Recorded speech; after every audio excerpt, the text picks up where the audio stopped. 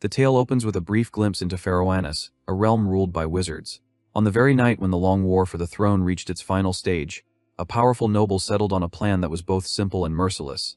The ninth prince, Heinz, had to die. One of the noble's subordinates waited eagerly for the order to be carried out, convinced that no ruler was worthy except the one he already served. Heinz had taken refuge in an unusual palace, and because of that, the command was cleared.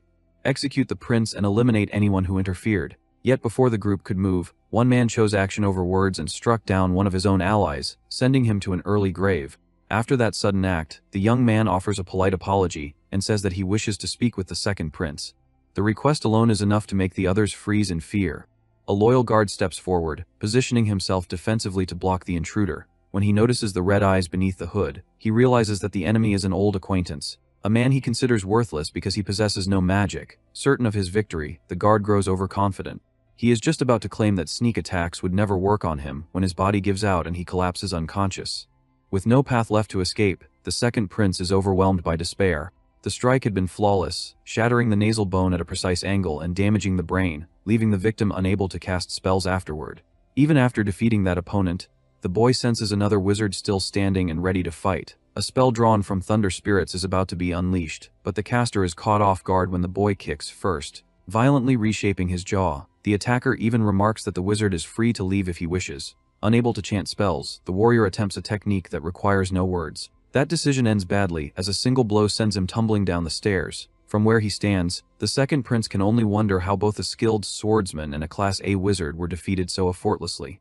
The boy calmly explains that there is no rule stating that only magic can cause harm. Panic sets in and the prince draws his weapon, asking whether Heinz sent him. Despite being an assassin, the young man states that this is not the case. He explains that he is there because of a friend, a claim that nearly drives the prince mad. The prince insists that it is impossible for a Gerudo to be friends with someone of royal blood. Desperate, he asks what price would buy his life. Hearing those words forces the intruder to relive painful memories, and he decides to end the matter quickly. Not long after, the death of the second prince is officially announced as the result of an illness, and the coffin remains sealed. With that, the dark presence looming over the palace finally begins to fade. Later, while quietly reading in his chambers, another noble is startled when the same figure appears before him and addresses him by name. Heinz, with his younger brother gone, there is no doubt that he will soon ascend the throne. The assassin asks how it feels to see his long-held dream becoming reality. Heinz replies that this moment is only the beginning. He reaffirms his promise that once he becomes king, he will abolish every discriminatory law imposed on those without magic. Having known him for so many years, the assassin does not question his sincerity, as their bond is genuine. Soon, however, the issue of a Gerudo being barred from the coronation is raised. Heinz makes it clear that he will personally grant permission, which excites his companion. The assassin understands that he must avoid causing unrest and accepts that changing society will take time. With that in mind, Heinz suggests that his friend return to his hometown for a while. The assassin agrees, believing that rest is well deserved now that the war has ended. Later that day, he wrings out a cloth and cleans himself as thoroughly as he can. Carrying a lantern, he explores what appears to be an abandoned place, filled with arcane books and training dummies. It is difficult for him to accept that a life defined by constant combat may finally be over. Because he lacks magic, no one can sense his presence, a trait that has always been invaluable in his line of work. From the beginning, he knew his most dangerous enemies would be powerful wizards, along with swordsmen and martial artists. Realizing this, he once proposed learning magic himself if strength alone was not enough. Heinz had immediately reminded him that he lacked the gift, but the decision had already been made. He resolved to study magic harder than anyone else and train his body until he could overcome that weakness. That was the pact the two of them made before everything began. As he revisits the old study materials, the assassin reflects on how long and exhausting the war truly was. The next day, during a routine walk, a vendor calls out to him, inviting him to check the latest goods at the stall. Fresh pineapples are on display, a rare sight in that region. The boy considers buying one as a gift for a companion, confident it would make her happy. The merchant names the price as a single copper coin, but when he notices the red eyes beneath the hood, he immediately refuses to sell. In response, the assassin pulls out 2 silver coins and asks whether the man truly wants to do business. As expected, murmurs ripple through the crowd as people comment on a Gerudo walking openly among them. As the boy continues forward, others step aside, afraid they too might be cursed. The so-called curse belongs to the only race without magic, the Gerudo. Years earlier, a king decreed that the Gerudo would be treated like livestock by the Alcair, establishing a hierarchy based entirely on magical ability. They were enslaved, used as expendable soldiers in wars, and subjected to massacres that were not only ignored but later encouraged. In time, Nearly every problem in the country was blamed on the Garuda, a convenient narrative for the monarchy. The thought makes the assassin feel sick. Even so, all he can do is hope for a future where everything changes completely. Along the road he notices a small girl trip as she struggles to keep up with her friends, falling into tears. Acting as any responsible adult would, he stops to help her. When she sees his red eyes, she hesitates for a moment. Her reaction, however, is not fear or disgust, but admiration. It is the first time anyone has looked at him that way. The child soon runs off, leaving the Garuda behind with an unfamiliar sense of hope. More than ever, the idea of being treated as an equal feels close at hand, and he knows this is only the beginning. Much later, as night settles in, the young man finds himself hesitating after 10 years away from home, wondering how he will be welcomed if anyone is still there to welcome him at all. Memories surface uninvited. Long ago, inside their small cabin, his mother had scolded him for playing with a knife instead of handing it over properly. Even when she told him he needed to find work, her tone had never felt demanding. It had always sounded like concern. She had wanted nothing more than for her son to find his place in the world and give his best effort. Aware that life would not be kind to him, she had reminded both him and his sister that they would always be welcome to return. Even now, 10 years later, he still carried an amulet tied to those moments, a quiet reminder of family and warmth. That sense of comfort shatters the moment he steps closer. Despite the late hour, the area is bright as day, lit by raging flames, and the heat is suffocating. In an instant, the hopeful future the assassin had imagined collapses. Faced with so much fire, his first thought is not fear, but a desperate question of whether anyone is still alive. For the first time in years, he speaks his name aloud, Van announcing his presence as if doing so might anchor reality. What answers him instead is horror. He finds a resident sprawled on the ground, body broken beyond recognition. Then another, and another. Some are not merely dead, but executed, their bodies hanging from a tree as a warning. Every face is familiar. The sight crushes his thoughts until they barely function. To Van, it makes no sense that criminals would go this far, but reason matters less than urgency. He needs to find his mother. He needs to find his sister, Rena. Everything he had done until now had been for them. His greatest dream had been to reshape the country into a place where they could live without fear. That dream dies the moment he reaches the spot where his home once stood. There, like the others, a body hangs lifelessly. As Van moves closer, his heart stops. He recognizes his mother. She is still alive, barely, and tries to speak, but the shock locks his body in place. His mind refuses to accept what his eyes are seeing. That denial shatters when he suddenly hears his sister's voice. Rena, gravely injured, is still breathing. She collapses moments after calling out to him. Van rushes to her side and supports her weight. Instead of explaining what happened, she pleads with him to run, insisting that the one responsible is still searching for him. Van struggles to believe that the second prince could have more allies and initially tries to help her instead. The blood pooling beneath them tells a different story. It has already spread too far. With fading strength, Rena confesses that she had learned how to cook during his absence. Through tears, she reveals that her greatest wish had been to watch Van eat something she made with her own hands. Slowly, the light leaves her eyes. With her final breath, she asks him not to blame himself, telling him that none of this was his fault. That moment is stolen from him when a knight drives a blade into his back. Several others cheer, convinced they have finally slain the leader of the rebel forces. Yet one of them notices that Van does not fall. His stance remains upright, and his eyes still burn with the will to fight. Before striking again, the knight asks why Van did not try to avoid the attack. Van answers that there is no one left alive whom he wishes to protect. To the knight, that response is worthy only of pity. Before accepting death, Van demands to know who ordered the massacre. The knight answers plainly that the command came from the king himself. Van cries out that Heinz would never do such a thing. As if summoned by those words, the blonde king appears before him, alive and uninjured. The sight leaves Van shaken. Everything about Heinz's demeanor suggests he had been waiting for the right moment to reveal himself.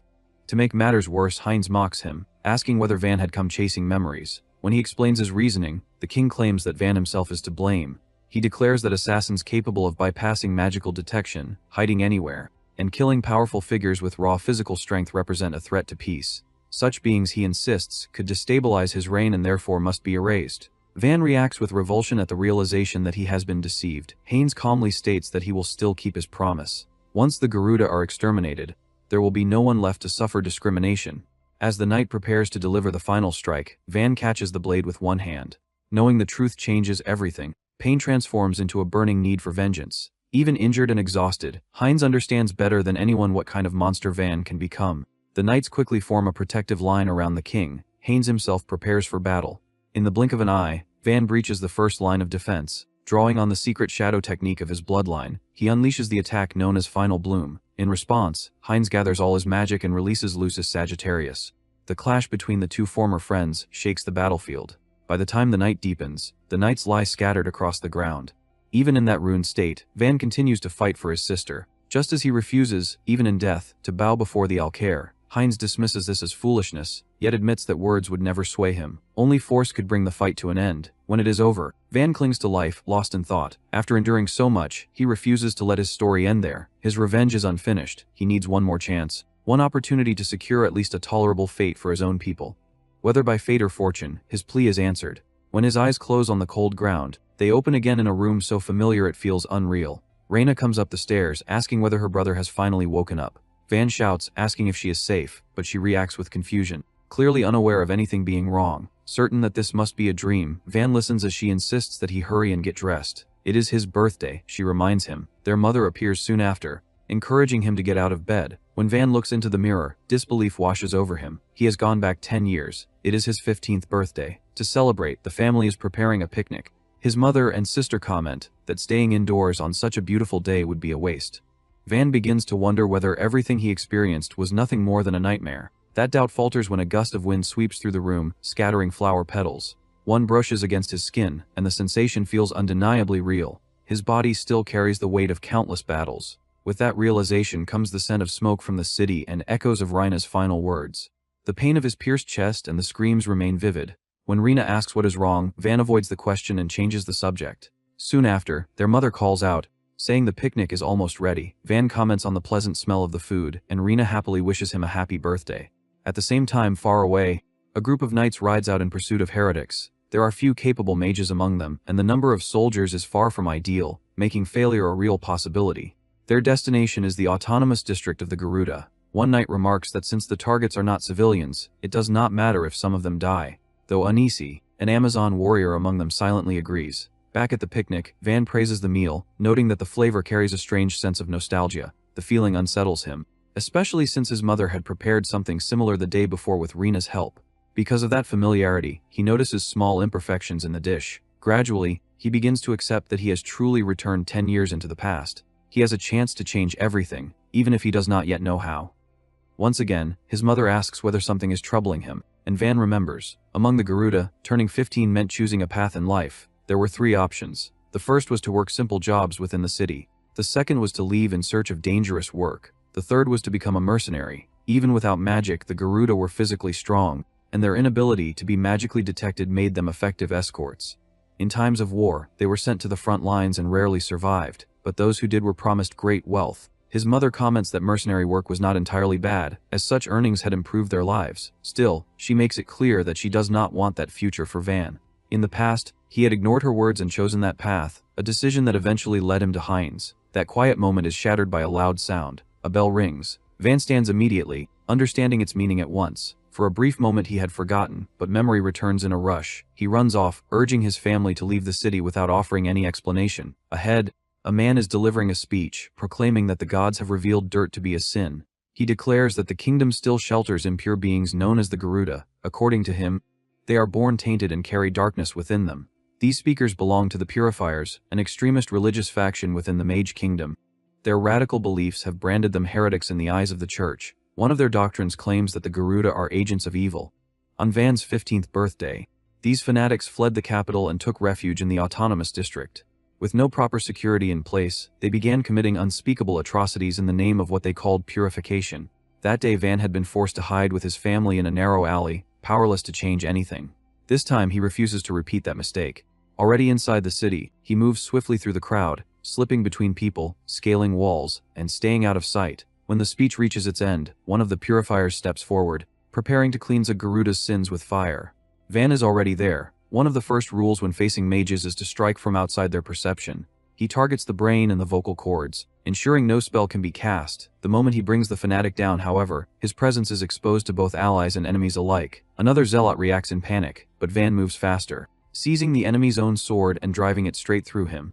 Only weapons infused with magic can pierce mystical defenses, so using the opponent's blade is necessary. A different cultist begins chanting a long-range lightning spell, but Van hurls the fallen body into the path of the electricity, disrupting the attack entirely. From below, Van closes the distance and delivers a savage punch that sends his target flying. He believes only 3 enemies remain when one of them suddenly orders him to stop.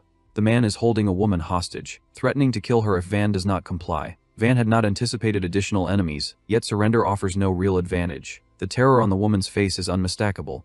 Acting on instinct, Van drops to his knees and pleads for the man to stop. The cultist grins in satisfaction and shouts that Van should have behaved like this from the start.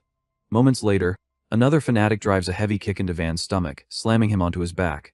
The remaining purifiers, consumed by fury, begin beating him mercilessly. While they clearly want him to suffer, the one who appears to be their leader orders them to finish it quickly. A sense of dread grips him, as if leaving the boy alive any longer could lead to disaster. When he notices his companions hesitating, the leader releases the hostage so he can act himself. The instant the woman is no longer in danger, someone else intervenes, casting a spell of ice. The magic strikes the fanatic from behind, frost spreading rapidly over his body until he is completely immobilized. A knight warns him not to move, stating that even the slightest motion could shatter him. Invoking the kingdom's justice, she orders the arrest of all the fanatics, leaving the leader pale with fear. Van cannot help but wonder why, in his past life, reinforcements had arrived far too late. Even now, the cultist tries to command his followers to kill the hostage, but they remain frozen like statues. With that, the knights move in and disarm each of them, leaving Van face to face with the woman who saved him. She has witnessed everything Van did. Instead of reprimanding him, she openly credits him for the outcome. She reasons that the fire mage Van defeated alone could have reduced the entire city to ashes.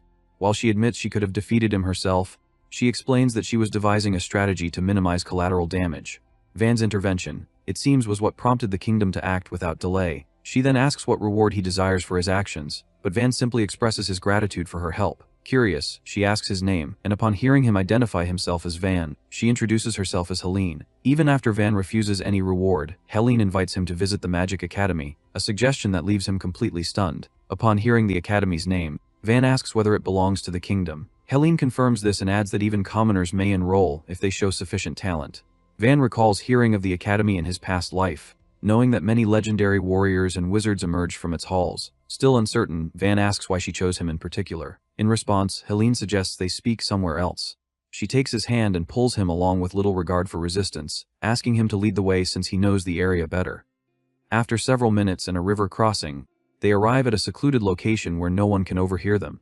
There, Helene remarks that it would be the perfect place for an assassination.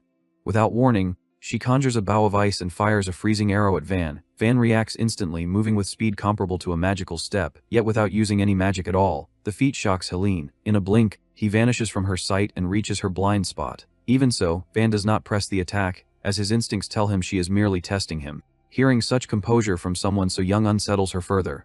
Van asks whether this was meant to be a test. Helene answers that it is simply her nature to confirm things with her own eyes. Van then asks what she intends to do with what she has learned. She replies directly that he may possess the power to change the fate of the Garuda, but that such a future can only begin if he enrolls in the Magic Academy. Van asks whether she is referring to the Night Conference. Helene confirms this, stating that she believes he has the potential to succeed. The Night Conference is a system that rewards outstanding academy students. Regardless of background or class, those who pass gain the right to establish a noble house within the kingdom. The land granted usually corresponds to the candidate's homeland. In Van's case, there would be no question that it would be the autonomous district of the Garuda. The idea leaves him stunned, as he has never considered such a possibility. Unlike his previous life, he is still under the age limit for the examination. Before agreeing, Van states that he has 3 questions. Helene agrees to hear them. First, he recalls that a noble recommendation is required. She assures him that she will personally write one. Encouraged by his interest, Helene urges him to continue. Van argues that attending a magic academy without possessing magic is absurd. Helene agrees with the concern, but reminds him that all Night Conference victors shared one thing in common: the rediscovery of magic's principles. Research into potions, magic circles, and related disciplines has shown that magic is far broader than commonly believed. Even defeating mages without magic could become a legitimate field of study, provided Van proves his strength to the world. In short, Helene believes that his success is not impossible. For his final question, Van asks her true motive. He wants to know what she gains by helping him become a noble. Helene asks whether he does not trust her. Van replies that he needs to understand what she stands to gain by turning him into the Lord of the Garuda. She admits that she would benefit in some way but refuses to explain further, keeping him wary. At that moment, Rena calls out for her brother as she runs toward him, asking what he is doing there. She explains that she heard he had fought dangerous people. Van apologizes for worrying her, and she immediately embraces him, scolding him for always saying he would be fine before doing something reckless. Helene watches the exchange and remarks that Van does not need to trust her. Still, she reminds him that with a noble title, he would have the authority to protect his sister and his entire family. She swears this is no deception, invoking the name and honor of the Steiner family. After Helene leaves, Van remains deep in thought, still holding Rena. When their mother learns that he confronted the purifiers, she is deeply shaken. Yet as townspeople arrive to express their gratitude, she recognizes her son's heroism, reminiscent of her late husband, and she smiles. Later, the topic of the academy arises, bringing fresh surprise. Van explains the reward, the recommendation letter, and the decision he has already made. Rina tries to protest, pointing out that the academy is exclusive to mages. Van explains that this is precisely why he wants to go, to prove they are not inferior. He reflects on it carefully, unable to find another way to save everyone. In his previous life, meaning only came through aligning himself with a royal contender. This time, he cannot afford to act without foresight or ignore an opportunity like the one Helene offered. Van has already died once. If there is even a trace of hope, he will seize it. His determination to end discrimination against the Garuda remains unchanged. This resolve shocks both his mother and sister. His mother sees in his eyes the same expression his father once carried. Though she admits she is unsure whether she agrees, she realizes she cannot stop him. When Van asks if she can forgive him, she acknowledges his stubbornness as an inherited trait and accepts reality, prompting a sincere thank you from her son. Changing the subject, she asks how he intends to pay the academy's registration and tuition fees. Van admits this is something he had not considered. Rena offers to help as well, but the thought of burdening them both fills him with despair. Before long, his worries vanish. Without being asked, Helene sends a reward for the defeated purifiers. It is enough to prepare for the journey without anxiety. Aware that Van will face discrimination at the academy, his mother advises him not to let bitterness consume him. She tells him to hold his head high, reminding him that he is her greatest pride. Van accepts her words firmly. Before departing, Rena promises to make mushroom soup when he returns, and Van says he will be looking forward to it. Thus, he begins his journey, waving goodbye from afar, determined to keep his promises this time. After a long journey, he finally reaches the gates of the place where he will spend a significant part of his life. It is the season when young people from across the kingdom gather at the academy. Alexis von Hohenberg steps forward first, presenting a recommendation letter from his own father, prompting the guard to bow respectfully before the noble.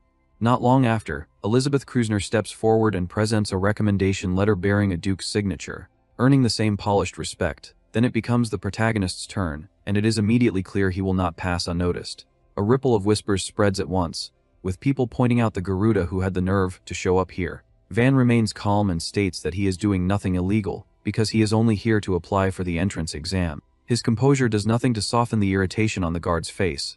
Van then reminds them that the academy's motto is to accept everyone, no matter their status. The younger guard erupts, taking the remark as open provocation. Van senses the situation turning dangerous. If he used force, defeating everyone here would be easy, but it would also explode into chaos. Before it can reach that point, the older guard tells his partner to calm down. At last, someone with a shred of sense speaks. The veteran comments that every year some deluded Garuda tries to enter. In a restrained, almost polite tone, he explains that the academy does not discriminate, but it does require a recommendation letter. What he does not expect is for Van to actually produce one. When one of the guards examines it and notices a noble's seal, he blurts out that it must be impossible and insists no noble would ever approve such a thing. Convinced it is forged, he tries to seize the seal. Van catches the man's arm and slams him to the ground. The entire crowd falls silent. The older guard stares, unable to understand how his colleague went down so fast without even realizing what happened. Moments later, another figure approaches, demanding to know why such a commotion is happening at the gates. The two guards immediately drop to their knees in front of the examining lord.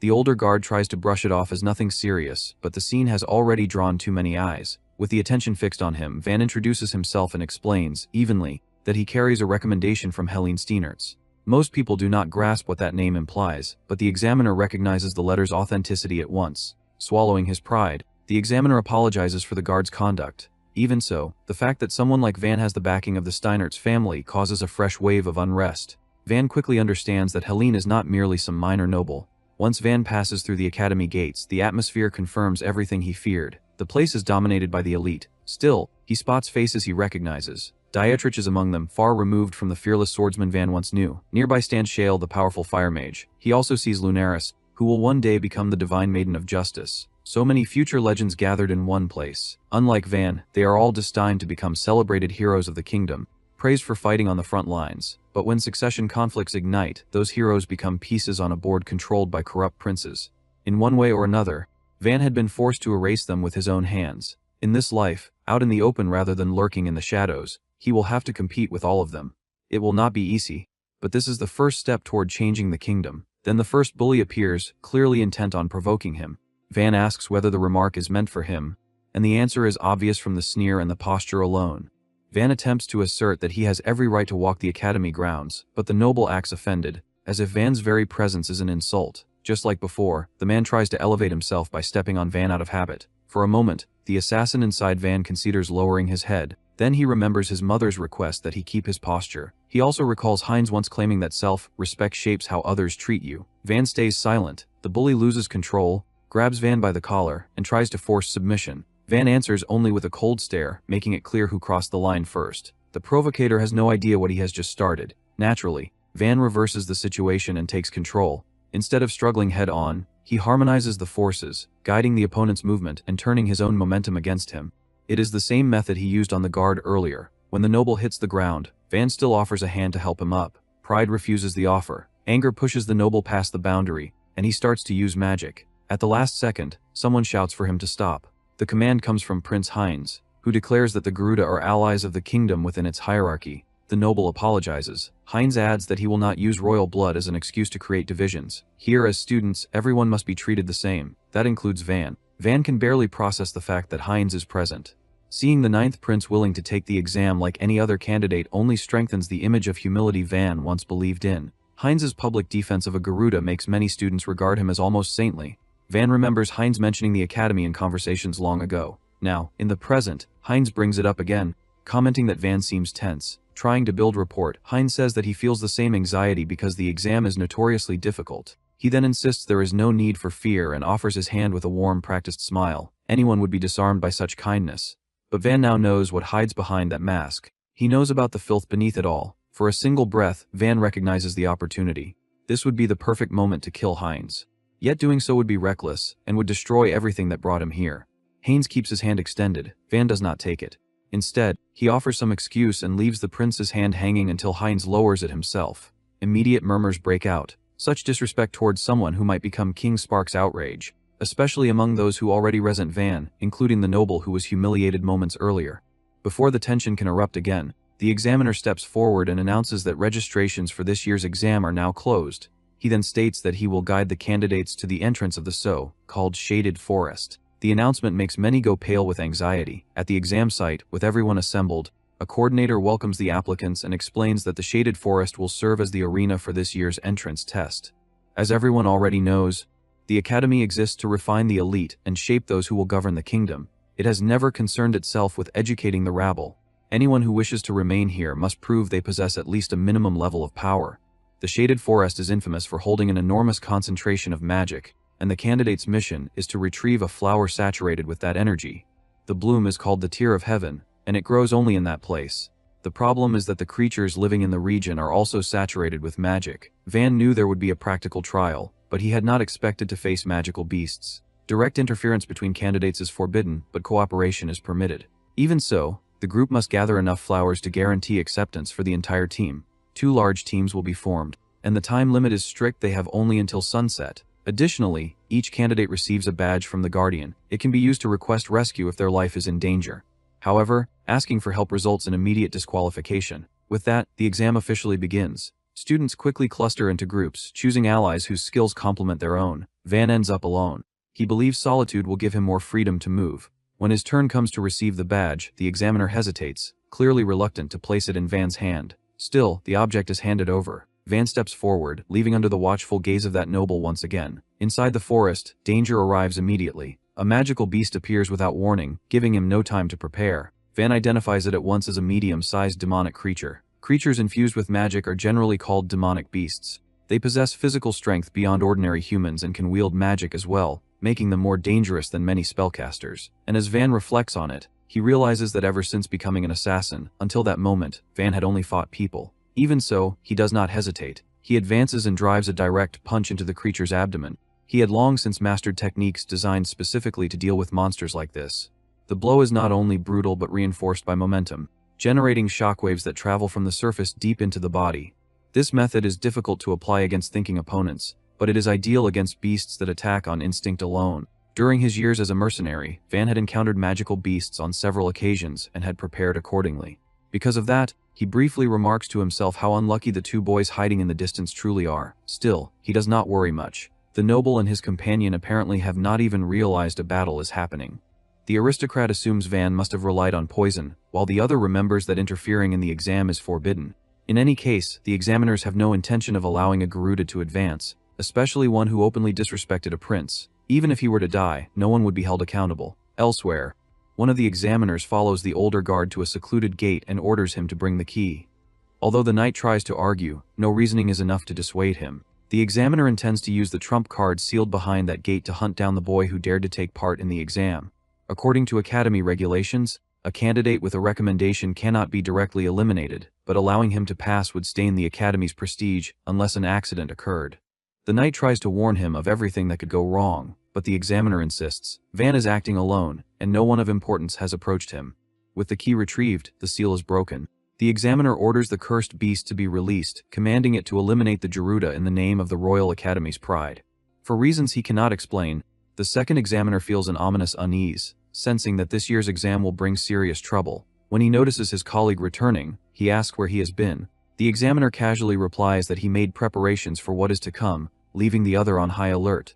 Back to Van, as he continues through the forest, he finally finds what he was looking for. A cluster of flowers exactly matching the description. It is his first time seeing the tears of heaven. If he collects them and returns, his approval is guaranteed. That is when his pursuers finally reveal themselves. One of the nobles remarks that Garuda truly do have keen senses, comparing them to dogs. Van responds that from experience. He knows cowards always attack from behind. The aristocrats bristle, determined to shatter his composure. Deep down, Van knows they are here only because they were humiliated in front of the other candidates. He states that such behavior is expected from prideful children and calmly takes his stance. The noble explodes with rage. Without wasting more time, the two begin preparing their magic. They form a pair consisting of a magical swordsman and a conjuring mage. Magical combat styles are generally divided into three groups. Spellcasters are known simply as mages. Those who channel mana into weapons are magical swordsmen. Those who reinforce their bodies with mana to increase strength and speed are magical martial artists. Teams composed of different styles are usually effective at exploiting weaknesses. Even so, Van quickly realizes that neither of his opponents has real experience killing. They are reckless enough to try, but they lack resolve. Even so, he cannot kill them in self-defense. The death of a noble inevitably brings retaliation from their house. The aristocracy of that era still carries the violent temperament forged during wartime.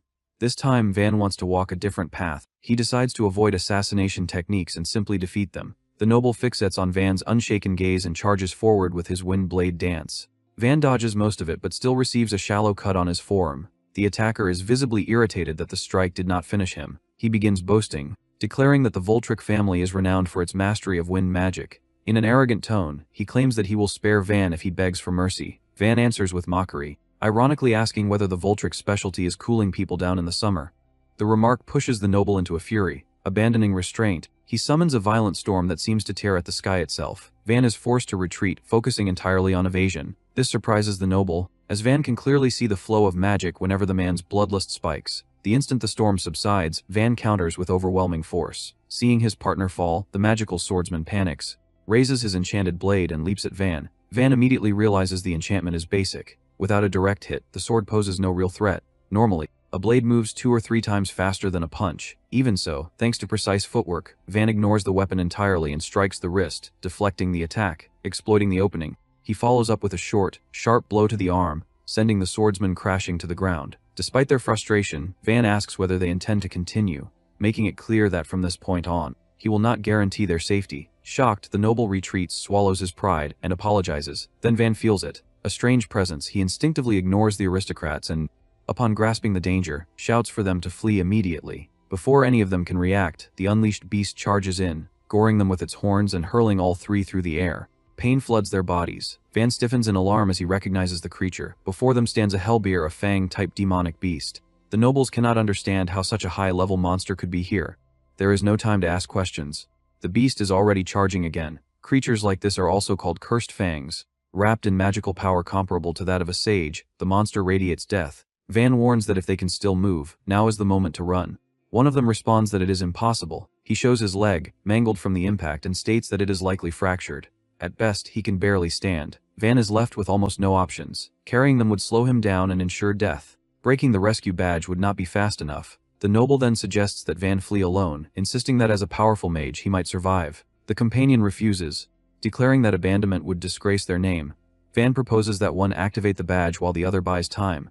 Eisenbach rejects the idea, stating that dying would be less shameful. To preserve their family's honor, the two decide to fight to the end, heads held high. To Van, this is the worst possible outcome. Now he has to deal with their pride as well. Furious, he shouts that if they intend to fight, then they should fight to win instead of dying uselessly. The noble considers this arrogance, but with no alternatives left, cooperation becomes the only option. Back at the forest entrance, the second examiner remarks that the timing seems right. The first asks what he means, but the question is ignored. Instead, he asks whether any badge has been activated. Hearing that none have been broken feels strange to the first examiner, and disturbingly pleasant to the second. That means Van has not even had time to request rescue. Before the exam began, the candidate's belongings were confiscated. The examiner had used one of those items to imprint Van's scent onto the beast. He now believes the boy has already been reduced to dust and waits confidently, unable to suppress his laughter.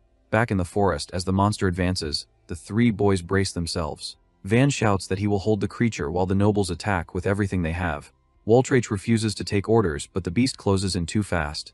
Sensing the imminent danger, Van throws himself forward at the last moment. This time, he uses assassination techniques, repeating the crushing blow from earlier and turning the monster's own speed against it. Unlike the smaller beast before, the effect is not decisive, but the impact is real. The technique works by predicting movement and striking at the point of origin. When a quadruped attacks, the head always moves first. Van disperses the force through multiple layers of penetration, but panic rises when he realizes he is not reaching the inner organs. His younger body, reduced in muscle mass and height after returning 10 years into the past, is noticeably weaker. He has done all he can for now. He shouts, and Waltraich casts the Scarper spell. Blades of wind crash into the hellbear. Immediately after, Eisenbach charges with his enchanted sword, but the monster's hide proves too tough. To make matters worse, the beast enters a berserk state. Van yells for everyone to retreat, but the creature charges again, accelerating to full speed and generating violent currents of wind. When Van looks back, he sees both allies collapsed and unable to move, though still alive. Waltraich managed to deflect part of the impact with magic, but another charge would kill him. Eisenbach already believes this is the end. His sword has done nothing. Still standing, Van declares that he will try one more time. To the noble's shock, he states that on the next attempt, the three of them will finish the monster together. Waltraich questions whether Van has not realized that their magic is ineffective. Van responds by suggesting that he mix stones into the spell to increase its destructive force. For Eisenbach, he advises focusing on driving the blade into the creature's weakest points. Waltraich asks in disbelief what Van is thinking. To him, it is obvious they have no chance. Van could still escape, and Waltraich admits he would not blame him after everything they tried to do earlier. Van answers that he is not here for revenge. He explains that his only wish is for his race to be recognized as part of the kingdom. Because of that, he cannot abandon companions from the same nation he wants to belong to. The words hit Waltraich like a blow. Reality sets in, along with crushing guilt over his actions. At that moment, the hellbear prepares for its final charge. Van notices and shouts for them to execute the plan. On Van's signal, Waltraich activates his wind blade dance again. Following the suggestion, he incorporates stones into the spell, renaming it Black Dust Sky Cutter. A dark, sand-laden blade descends violently upon the fanged beast. The attack obscures its vision. Van announces that it is his turn and charges forward. The shoulders of quadrupeds function differently from those of humans. They are not directly connected to the spine, allowing flexibility in the front legs but sacrificing stability. Using this knowledge, Van activates his rotation technique and knocks the monster off balance. As it falls, he shouts that the heart is located at the front base between the forelegs. Eisenbach does not hesitate this time. He leaps forward, but his inexperience causes a brief pause when he meets the beast's ferocious gaze. Even so, he acts as instructed and drives the sword in. Waltraich cries out in celebration, believing they have won. Van, however, feels no relief. He realizes something is wrong. The strike did not reach the heart. Perhaps the moment of hesitation was enough. The hellbear begins to recover. As a last defense, the monster unleashes a destructive roar, a rare ability among predatory beasts that channels magic through sound. A massive shockwave erupts, blasting everything around it into the air. Eisenbach collapses onto the ground, blood spilling freely, and in that instant he feels a sharp pain that tells him his internal organs have been damaged. As if that were not enough, the beast looms close enough to tear him apart where he lies. At that speed and distance, survival seems impossible. Before the noble can be finished off, Van steps directly in front of him. Among the harmony techniques, this one is known as Spiral. It does not rely on overpowering strength, but instead redirects the enemy's force into a rotating motion that drives it into the ground. Even so, the beast is far beyond control, and Van knows he cannot deflect all that power. Only one final option remains. Even if it destroys his body, it is still better than dying here. Van shouts desperately for his companions to run as fast as they can. Eisenbach gathers what little strength remains and barely manages to stand. Meanwhile, Van grips the creature's horns, holding it back with everything he has, though exhaustion is already carved into his expression. Unlike Van, the monster only grows stronger. With a violent surge, it throws him aside, sending him crashing into a tree with bone-rattling force. Waltrich tries to move, but Van yells for him to stay back. The beast inevitably charges again, and Waltrich rushes forward despite himself, trying to save Van. Even injured, Van has already decided that he will not die here. He murmurs softly that his heart should sink and the chains binding him should be freed. Something dreadful is about to happen, but before it can unfold, an ice spell slams into the front paw of the monster. The impact makes the beast howl in pain and collapse, stopping it just short of Van. What shocks everyone most is the source of the spell. It comes from Prince Heinz himself, something none of the three had expected. The nobles urgently warn that it is too dangerous for royalty to remain on the battlefield. Heinz answers that protecting the kingdom's citizens is the duty of royalty, a declaration that visibly stirs both nobles. To Van, this scene feels painfully familiar. This is exactly how Heinz always earned people's trust before leading them to their deaths. Now, shining like a false beacon of hope, Heinz proposes that the four of them form an alliance. Van immediately shouts that he refuses. Confusion and irritation flicker across the nobles' faces, mirrored by the prince's own expression. Even so, Van firmly repeats that he has no intention of cooperating. He states clearly that the power of a royal heir is unnecessary. Waltrich demands respect, while Eisenbach points out that Heinz just saved their lives. Van retorts that he would have resolved everything alone if the prince had not interfered. Heinz asks whether Van truly does not need help. Van answers that he does, but as he walks toward the monster, he tells the prince to stay quiet and watch, as royalty usually does. Van then warns that the beast is moving again, and moments later it charges straight at them. This time, Eisenbach insists on at least landing a single blow. Van urges calm, stating that running now would only waste their lives. Waltrich comments that he has mana for only one more attack, but Van tells both of them, including Heinz, to focus on his signals. There is something different in Van's resolve now, and it spreads to the others. He moves to intercept the monster, recalling how terrified he felt earlier. Because of that fear, he believes he can win without resorting to the forbidden technique. So far, 3 of his harmony techniques have failed against the Fang beast. The monster begins to recognize them as genuine threats and grows more cautious. Van dodges a sweeping strike, leaps, and spots a brief opening. The creature roars and pursues him, but Van keeps evading, using the enemy's own body as leverage. Waltrich cannot believe such speed is possible without magic, and neither can the prince. By shifting his center of gravity without pushing off the ground, Van eliminates preparatory movement entirely. This technique is known only among the highest-level martial artists. Watching him kick, leap, and escape a demonic beast without magic makes no sense to either observer. In a final maneuver, Van steps directly onto the monster's head, leaving the nobles stunned. Heinz, however, understands that attacks without magic are little more than caresses to a creature of this level. As the beast continues fighting, he believes the situation is about to spiral out of control. Van, on the other hand, declares that this is exactly what he wants. His real goal is to provoke it. Soon, the signs of a destructive roar begin to appear. At that moment, Van shouts for Waltrich to use his wind magic. Waltrich obeys instantly, forcing stones into the spell and sending them into the creature's mouth. The debris blocks its airways, causing the beast to collapse. Without hesitation, Van leaps onto it, meeting it face to face, and prepares his crushing double strike known as Twin. The blows land simultaneously at the center of the demonic beast's skull. Shockwaves from both sides converge into a single point, like ripples colliding on water. The result leaves the creature completely incapacitated. With the first steps complete, Van signals Eisenbach, who spins his sword once and cleaves the beast apart. The nobles stand frozen in disbelief, struggling to comprehend that they have defeated a high-level monster. Eisenbach asks what Van is doing. Van answers only by staring silently at Heinz, then turning away and offering his hand to help Eisenbach up. Eisenbach admits that his insides feel sore, as though they are injured. Van explains that sound-based magic can be partially countered by blocking the ears, and Eisenbach states that he will never forget that lesson. With the immediate danger gone, attention turns to the objective. To Van's surprise, where there were once many flowers, only 2 remain. This is the consequence of forming large groups, just as warned at the beginning. Van thinks quickly, aware that time is running out. Before he can speak, the nobles take the initiative. They collect the remaining flowers and decide how to distribute them. Naturally, the first is handed to Heinz, because he is a prince.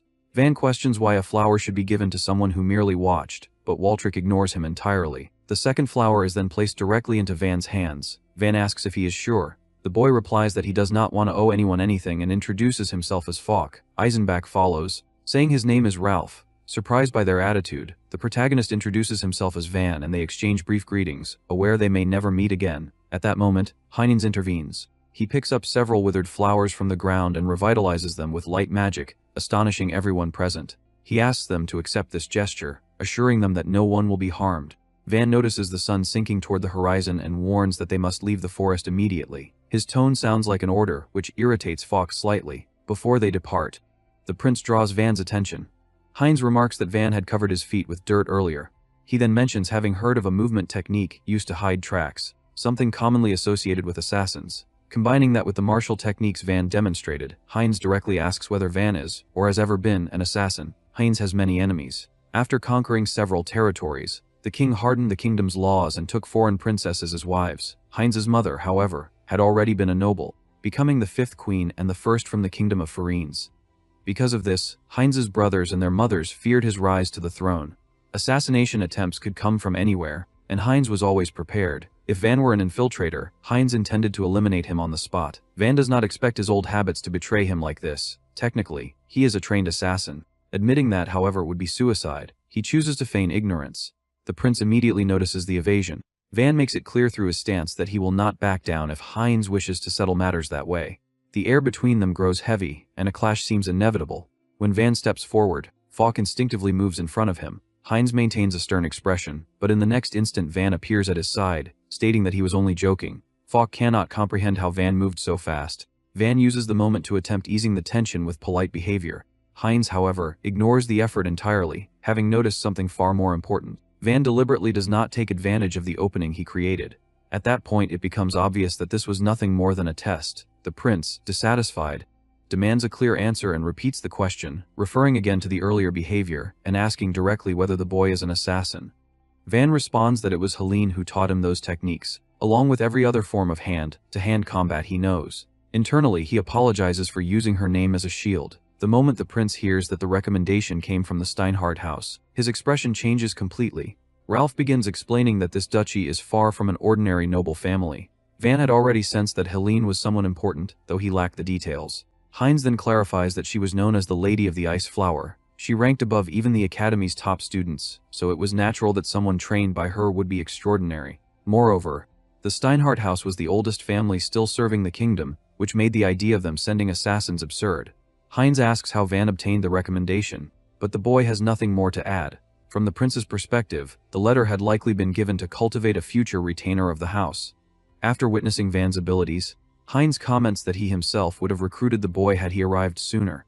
As for what had truly chased them in the forest, he suspects it was simply the beast. Heinz admits that he has no idea how such a creature appeared there in the first place. Still, since everyone survived, he expresses his thanks. For the nobles, that gratitude is the highest possible honor. For Van, it means very little. Once again, Falk asks Van to be patient and tells him to stop acting disrespectfully. Instead of seeking praise or approval, Van responds with complete indifference. This only deepens Heinz's curiosity about the strange boy. Back at the forest entrance, the successful candidates begin to gather, while those who failed lower their heads in silence. The second examiner counts the numbers, and the first announces that, including the prince, 4 candidates are still missing. The news unsettles the second examiner, who fears that something may have gone terribly wrong. The forest had only been stocked with monsters that Heinz himself could defeat. He never intended to put the prince in danger because of his own actions. Just then, a figure steps out of the trees. The second examiner feels relief, assuming it must be Heinz. Instead, Van emerges first and mockingly asks whether everyone has gathered to welcome him.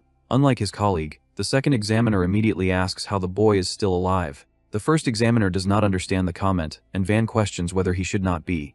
Realizing his mistake, the examiner dodges the issue, saying he is merely impressed. Van retorts that he is not the only one surprised. Right behind him, the noble candidates appear, dragging the corpse of the beast with them. Gasps spread through the crowd as they recognize the fanged monster that attacked them inside the forest. Its severed head serves as undeniable proof. Even though they know exactly why it happened, both examiners feign surprise. Still, the second examiner's tone sounds almost accusatory. When the first asks him to repeat himself, he hides once again behind the excuse of being impressed. Heinz steps forward and describes the confrontation as a magnificent battle. Seeing the prince alive nearly causes the second examiner to panic. When questioned, Heinz explains that he happened to be nearby during the fight.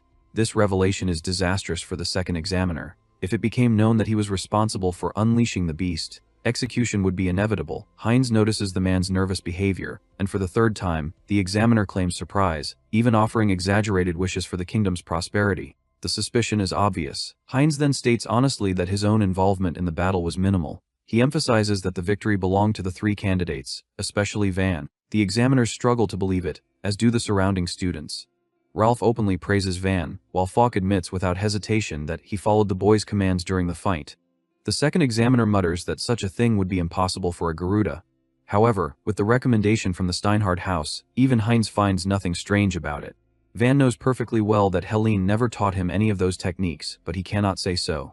Heinz's public approval, combined with the recommendation letter, begins to shift the crowd's perception. The first examiner bows deeply toward Van, thanking him as a servant of the kingdom for protecting the prince. Van tries to explain that he did not protect anyone and merely survived. Still, he raises his flower, prompting the other two to do the same. The examiners exchange looks, and it becomes clear that the second must act. He calls out the prince's name, then the two noble candidates. Finally, with visible discomfort, he calls the last name. With a trembling voice, he announces Van as having passed the entrance exam. In this chaotic fashion, the boy secures his place at the academy. As for the appearance of the beast, the first examiner takes responsibility for handling all the bureaucratic consequences. Several days later, before the new generation of talents, the academy's director gives a speech declaring that the institution seeks more than mere skill. According to him, true nobility of spirit is what matters most, becoming the sword and shield of the kingdom. In his past life, Van never imagined standing among nobles. This was only a small step, but it marked the beginning of his goal to end the discrimination against his people. From high above the ceremony grounds, Helene watches everything unfold with a proud smile. After confirming that everything proceeded as expected, Helene goes where she is summoned. She enters a luxurious chamber with 5 chairs, one of which is reserved for her. All signs suggest that every important member of that group is already present. Among them is the sword princess, Karina Luthier. The silver strategist, Amelia Rodenwald, is also there. The silence is broken by Arnulf Clovius, whose calm demeanor dominates the room, as he explains that they have gathered to discuss a single issue. The 8th prince, Onus Ferrania, completes the group, serving as the one responsible for foreign affairs. Helene already knows what this is about. Amelia and Arnulf agree that something unprecedented has occurred. For the first time since its founding, the academy has accepted a student of Garuda descent.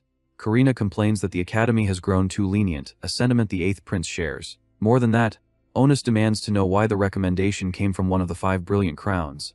His tone makes it clear that he expects an explanation. Helene's choice places her in a delicate position. The academy is filled with sons and daughters of nobles, all wielding great magical power and equally great pride. When that pride clashes, conflict is inevitable. To restrain such chaos, a group of idealistic students once took on the mantle of the 5 brilliant crowns. Once again, Onus asks what Helene was thinking when she recommended a Garuda. She answers that she simply acknowledged his strength, a response Karina finds ridiculous. In Karina's view, the Garuda are cursed by the gods for lacking true power. Amelia agrees, stating that without magic, one cannot be a sword or shield for the kingdom. Onus supports this belief, as it reflects the prevailing ideology of the nation. Helene counters that this belief is merely convenient, embraced by those unwilling to think beyond established norms. Her words strike the prince, leaving him visibly offended. Arnulf then proposes a simple solution: test the boy and judge for themselves. Onus approves of the idea and asks Helene what she thinks. If Van proves weak, her recommendation will be questioned. Even so, she does not object. Instead, she warns that whoever is chosen must not underestimate him, or they will end up humiliated. To everyone's surprise, Karina volunteers to personally test the boy's abilities. Even the prince does not expect someone from the 5 chairs to step forward for this task.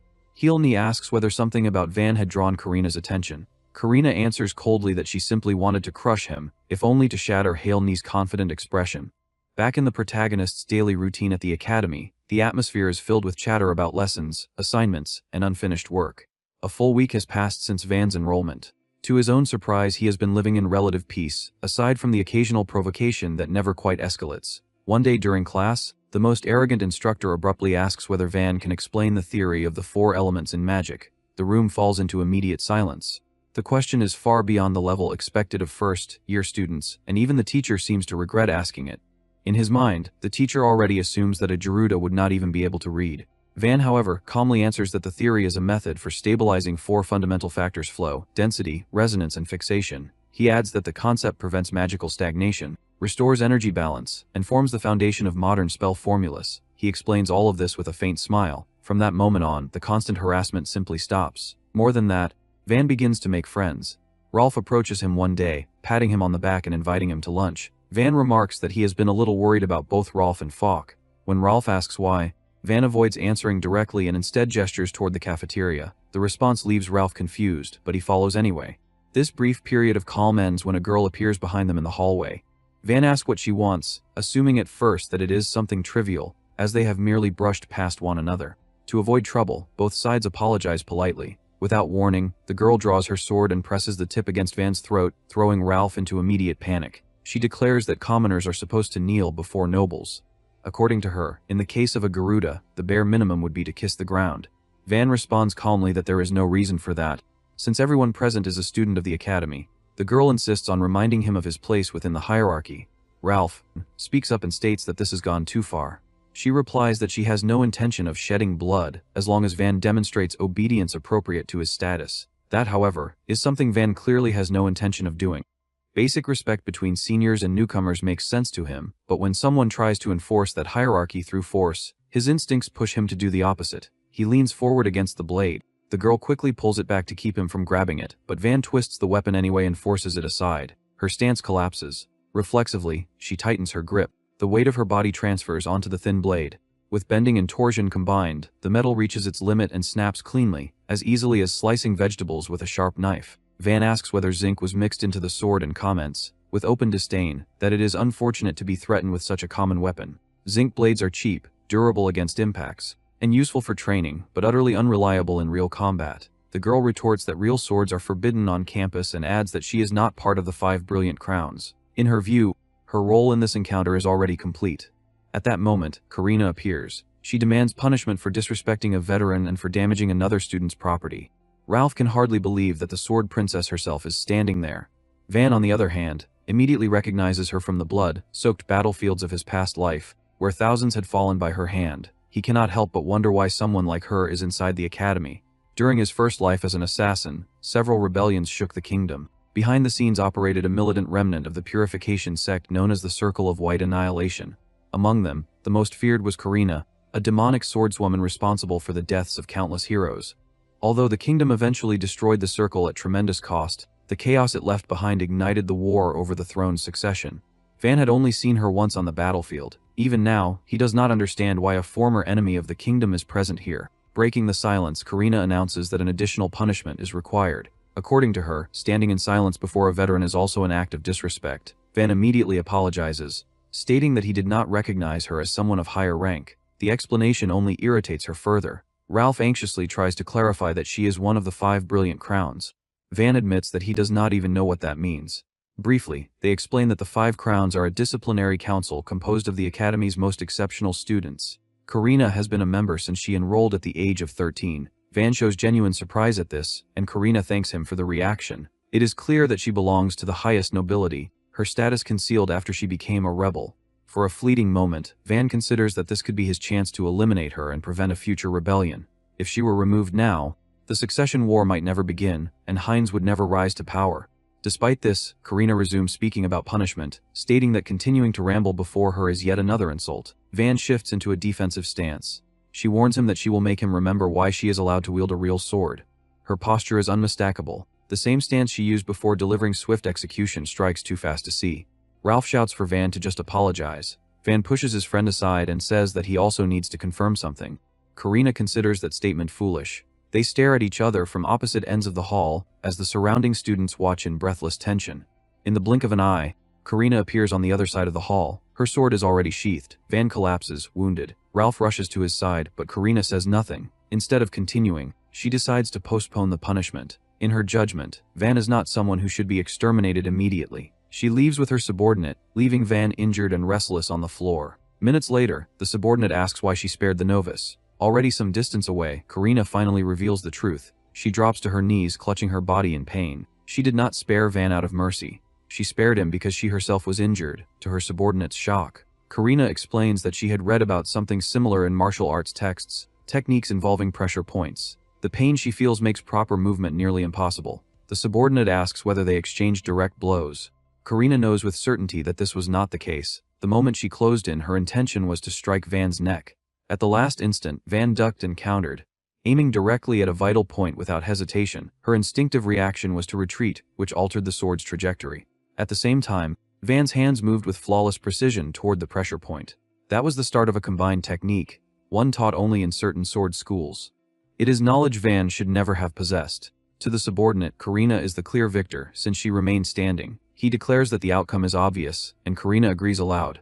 Deep down, however, she knows the truth. Strikes to pressure points are not lethal. That means Van tried to defeat her without causing permanent harm. In a real battle, the result could have been very different. And more than anything else, she realizes she underestimated him. Annoyed, Karina declares that next time she will come far more prepared. From the protagonist's point of view once more, Ralph carries Van through the corridors and asks what it was that Van wanted to confirm during the confrontation. He explains that he had been worried and, naturally, curious. Van, however, dismisses the matter as unimportant. He reflects that despite Karina's harsh words, she did not use a real sword, and her magic felt different from the terror she embodied in the past. That alone suggests a measure of restraint. Almost absent-mindedly, Van even remarks that she was surprisingly kind. The clash convinces him that the Karina of this time is not the same monster he once faced. As they head toward the infirmary, Van begins to think that perhaps changing her future is possible, rather than killing her outright. The next day, Van enters the classroom and walks to his desk as usual. This time, however, he feels far too many eyes on him. He takes his seat at the edge of the room, but soon hears whispers spreading about how he challenged one of the 5 brilliant crowns. The attention makes him uneasy. Not long after, Ralph and Falk arrive and tell him to ignore those fools. Both seem determined to help him apologize. Van makes it clear that apologizing is not his intention. He comments that when they first met, neither of them seemed so intrusive. Even so, he thanks them for their concern and states that he will deal with the situation on his own. If he truly wants to prevent a future tragedy, he knows he must confront Karina now. In any case, he does not believe he has anything to fear from the Academy's disciplinary elites. At that moment, the Lady of the Ice Flower appears and asks to speak with Van. Naturally, he questions why, pointing out that class is about to begin. Helene simply insists, explaining that it will not take long. Driven by curiosity, Van agrees, and the two leave the classroom together. This alone shocks everyone present. Not only does Van know the Lady of the Ice Flower, but he speaks to her casually as well. Later, in a secluded area, Helene explains that she has been assigned to test his abilities. Van comments that she could have said that from the beginning. She apologizes, admitting that she did not expect events to escalate so quickly, especially where Karina was concerned.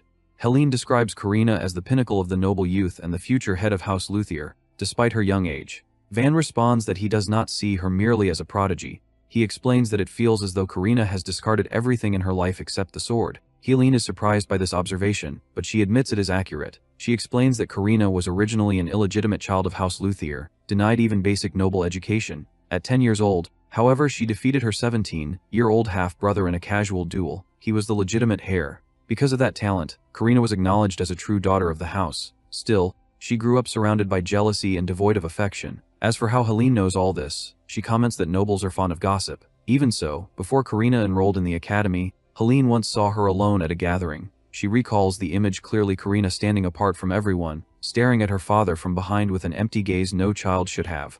Van suggests that Helene should have spoken to her then. Helene replies that she could not. As members of great houses, any forced interaction would have been taken as a political provocation. Van calls it an unbearably difficult situation. Helene admits that she herself was bound by those expectations at the time. Karina, however, seemed indifferent to such constraints. Helene confesses that she always felt the girl might one day walk a dangerous path. Van asks what Helene would do if that happened. She answers that she would stop her, because she had avoided that responsibility for far too long. At that moment, Van finally understands everything. Helene's magical skill rivaled that of the heroes who later shaped the kingdom. Yet her name never became widely known. Van realizes that she must have tried to stop Karina when the girl turned rebel, and likely died in that confrontation, never having the chance to build her own legacy. Even while speaking words heavy enough to move anyone, Helene asks Van not to treat her with pity. He replies that he understands, but admits that hearing her story only strengthens his resolve. Now, he is determined to crush whatever regret and darkness Karina carries. In the past, no one had been able to stop her. This time, Van believes he has a real chance to cut the evil off at its root. Helene quietly confesses that she may have been hoping to hear exactly that. She asks whether Van already has a plan. He answers that he would never act without one. When she asks what that plan is, he tells her to follow him after class. Once the day's activities end, Van's classmates approach him again.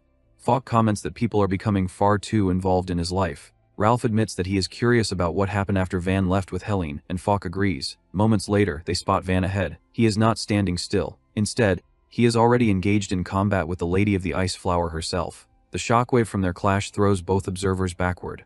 Helene sarcastically asks where Van was looking as she activates her ice magic, unleashing the Garden of a Thousand Thorns. Ralph and Falk are left completely speechless.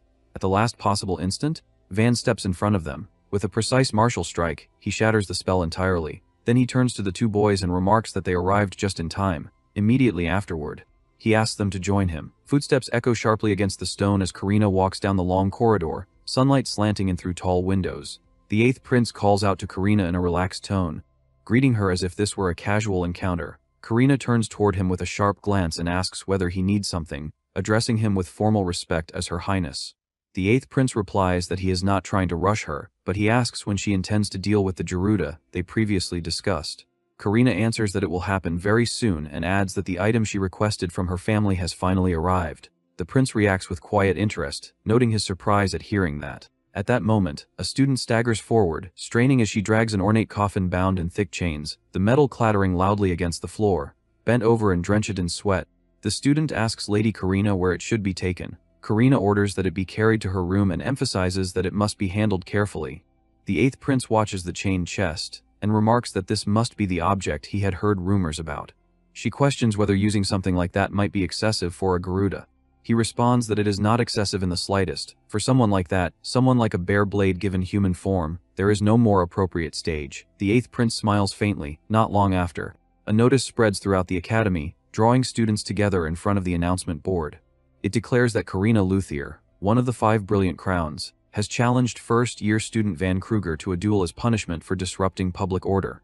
The proclamation names the Royal Academy's great training grounds, known as the White Ring Arena, describing it as a sacred place reserved for official duels and special trials. Beneath the open sky, Van stands alone in the arena, calmly stretching and loosening his body as the wind moves around him. The eighth prince takes a seat nearby, observing in silence. The stands gradually fill, and Helene quietly notes how large the crowd has become.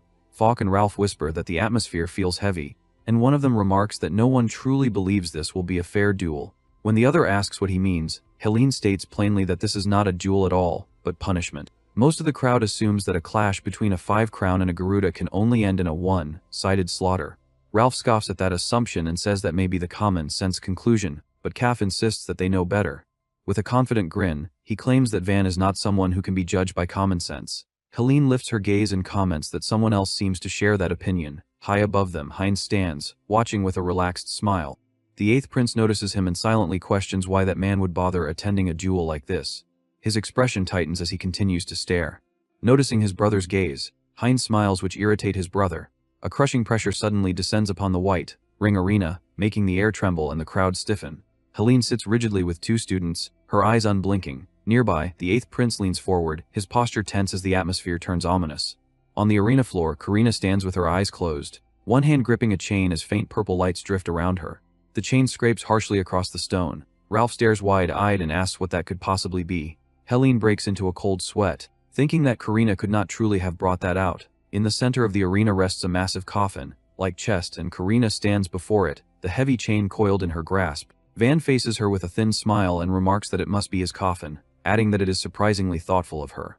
Karina glares and orders him to stop joking. Violet light begins to seethe from the coffin as blades rise within it, and Karina states that such a coffin is far too good for someone like him. Van freezes in shock, left momentarily speechless. The named sword coffin hangs over the scene as the interior expands into a radiant armory. It is explained that this artifact is a portable armory passed down through generations of the sword saints of House Luthier. Kaff mutters in disbelief, wondering what the sword saints had been thinking when they created something so monstrous. Karina reaches into the storm of light and draws a sword, her eyes burning with hatred. She declares that she will make him regret this, specifying that he will regret the day a Gerudo ever set foot in the academy. Van answers coldly that she should not be the one speaking of regret and vows that he will shatter her precious coffin into pieces. Van tilts his head slightly and asks how the signal to begin will be given. Karina replies that it already has and her body moves instantly. She advances in a blur, blade first, the violet circle behind her flaring as the chain whips through the air. Van's red eyes narrow, and he vanishes from the path of the strike, reappearing so close that Karina is forced to twist mid-swing. His fist and her sword collide with a sharp burst. Van remarks that, as expected, her reflexes are excellent. Karina answers only with silence, her stare hardening as both reset and rush forward again. In the stands, students recoil. One shouts that it is far too fast, while another blurts out that it looks like instant movement magic. A third snaps back that it cannot be magic, because Van is a Gerudo. Calf clutches his head and says that no matter how many times he sees it, it looks exactly like magic. Someone names the technique Phantom Step, and Helene adds that this is indeed what it is called. He can only stare and ask what on earth that means. It is explained that most people move by pushing off the ground, creating a visible preparatory motion. Van does not do that at all. He slides his entire body forward by manipulating his center of gravity and rotating his pelvis, which is identified as the true nature of his footwork. Ralph comments that even with the explanation, he still cannot understand it, adding that it is footwork they cannot even read from this distance. Calf agrees. Helene observes that for Karina, seeing it happen directly in front of her must feel like teleportation. She narrows her eyes, recalling that she felt the same way the first time she witnessed it in the Gerudo Florist. On the arena floor, the fight compresses into close quarters. Calf judges that this is a favorable development, noting that Van holds the advantage at close range. Ralph points out that a longsword cannot swing properly at that distance. Karina adjusts immediately. She slides her grip up the blade, grasping the unsharpened section near the hilt, and drives the weapon forward with short, controlled power. Van's expression tightens as he braces and catches the blow at close range, the clash scraping violently. Van jumps back and Karina asks if he thought she wouldn't be able to cut him at close range. Van smiles nervously. Ralph exclaims that this is half swording. It is explained that longswords have an unsharpened section called the ricasso, and that half swording involves gripping it to control the blade in tight spaces. He comments that while it is practical on the battlefield, it is not a technique usually taught to noble ladies. Falk adds that perhaps the rumors of her becoming the next sword saint are true. Helene cuts in and states that against Van, this is a poor choice. Karina presses forward with that tight control, but Van slips inside her angle and answers with sheer speed, closing the distance before her stance can settle. The force of their collision ripples across the tiles as Van drives through her space, striking and breaking her balance. Karina is hurled upward and back, and Van pursues relentlessly, shouting that he is not finished as he keeps the pressure on.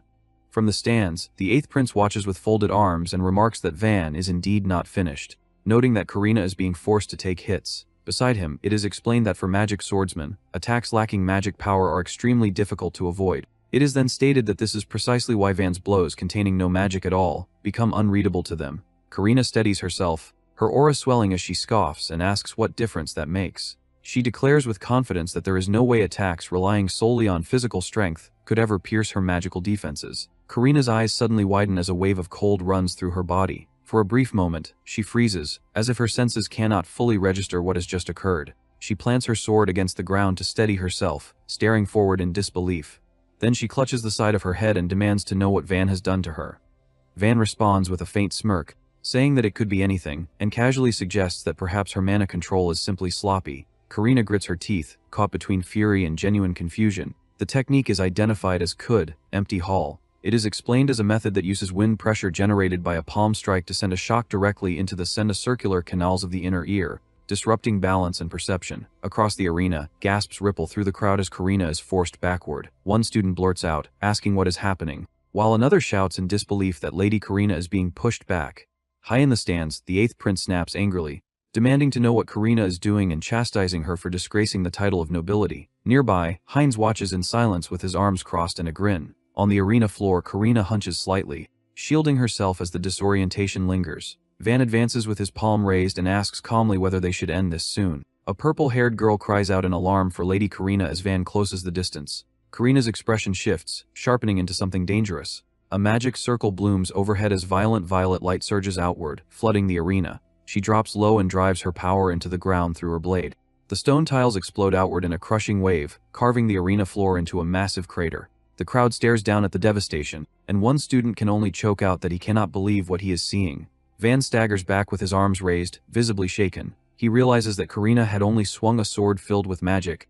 Yet even without a direct hit, the shock alone rattled him to his core. He understands then why generations of sword saints required the sword coffin to wield such power safely. Within the storm of mana, Karina rises and declares the name of her technique Himmelsters, the Heavenfall Blade. She adds that, as demonstrated, ordinary swords cannot withstand it, calling that its only drawback. Watching from above, the 8th Prince mutters that this is truly Karina, then realizes she has been holding back until now.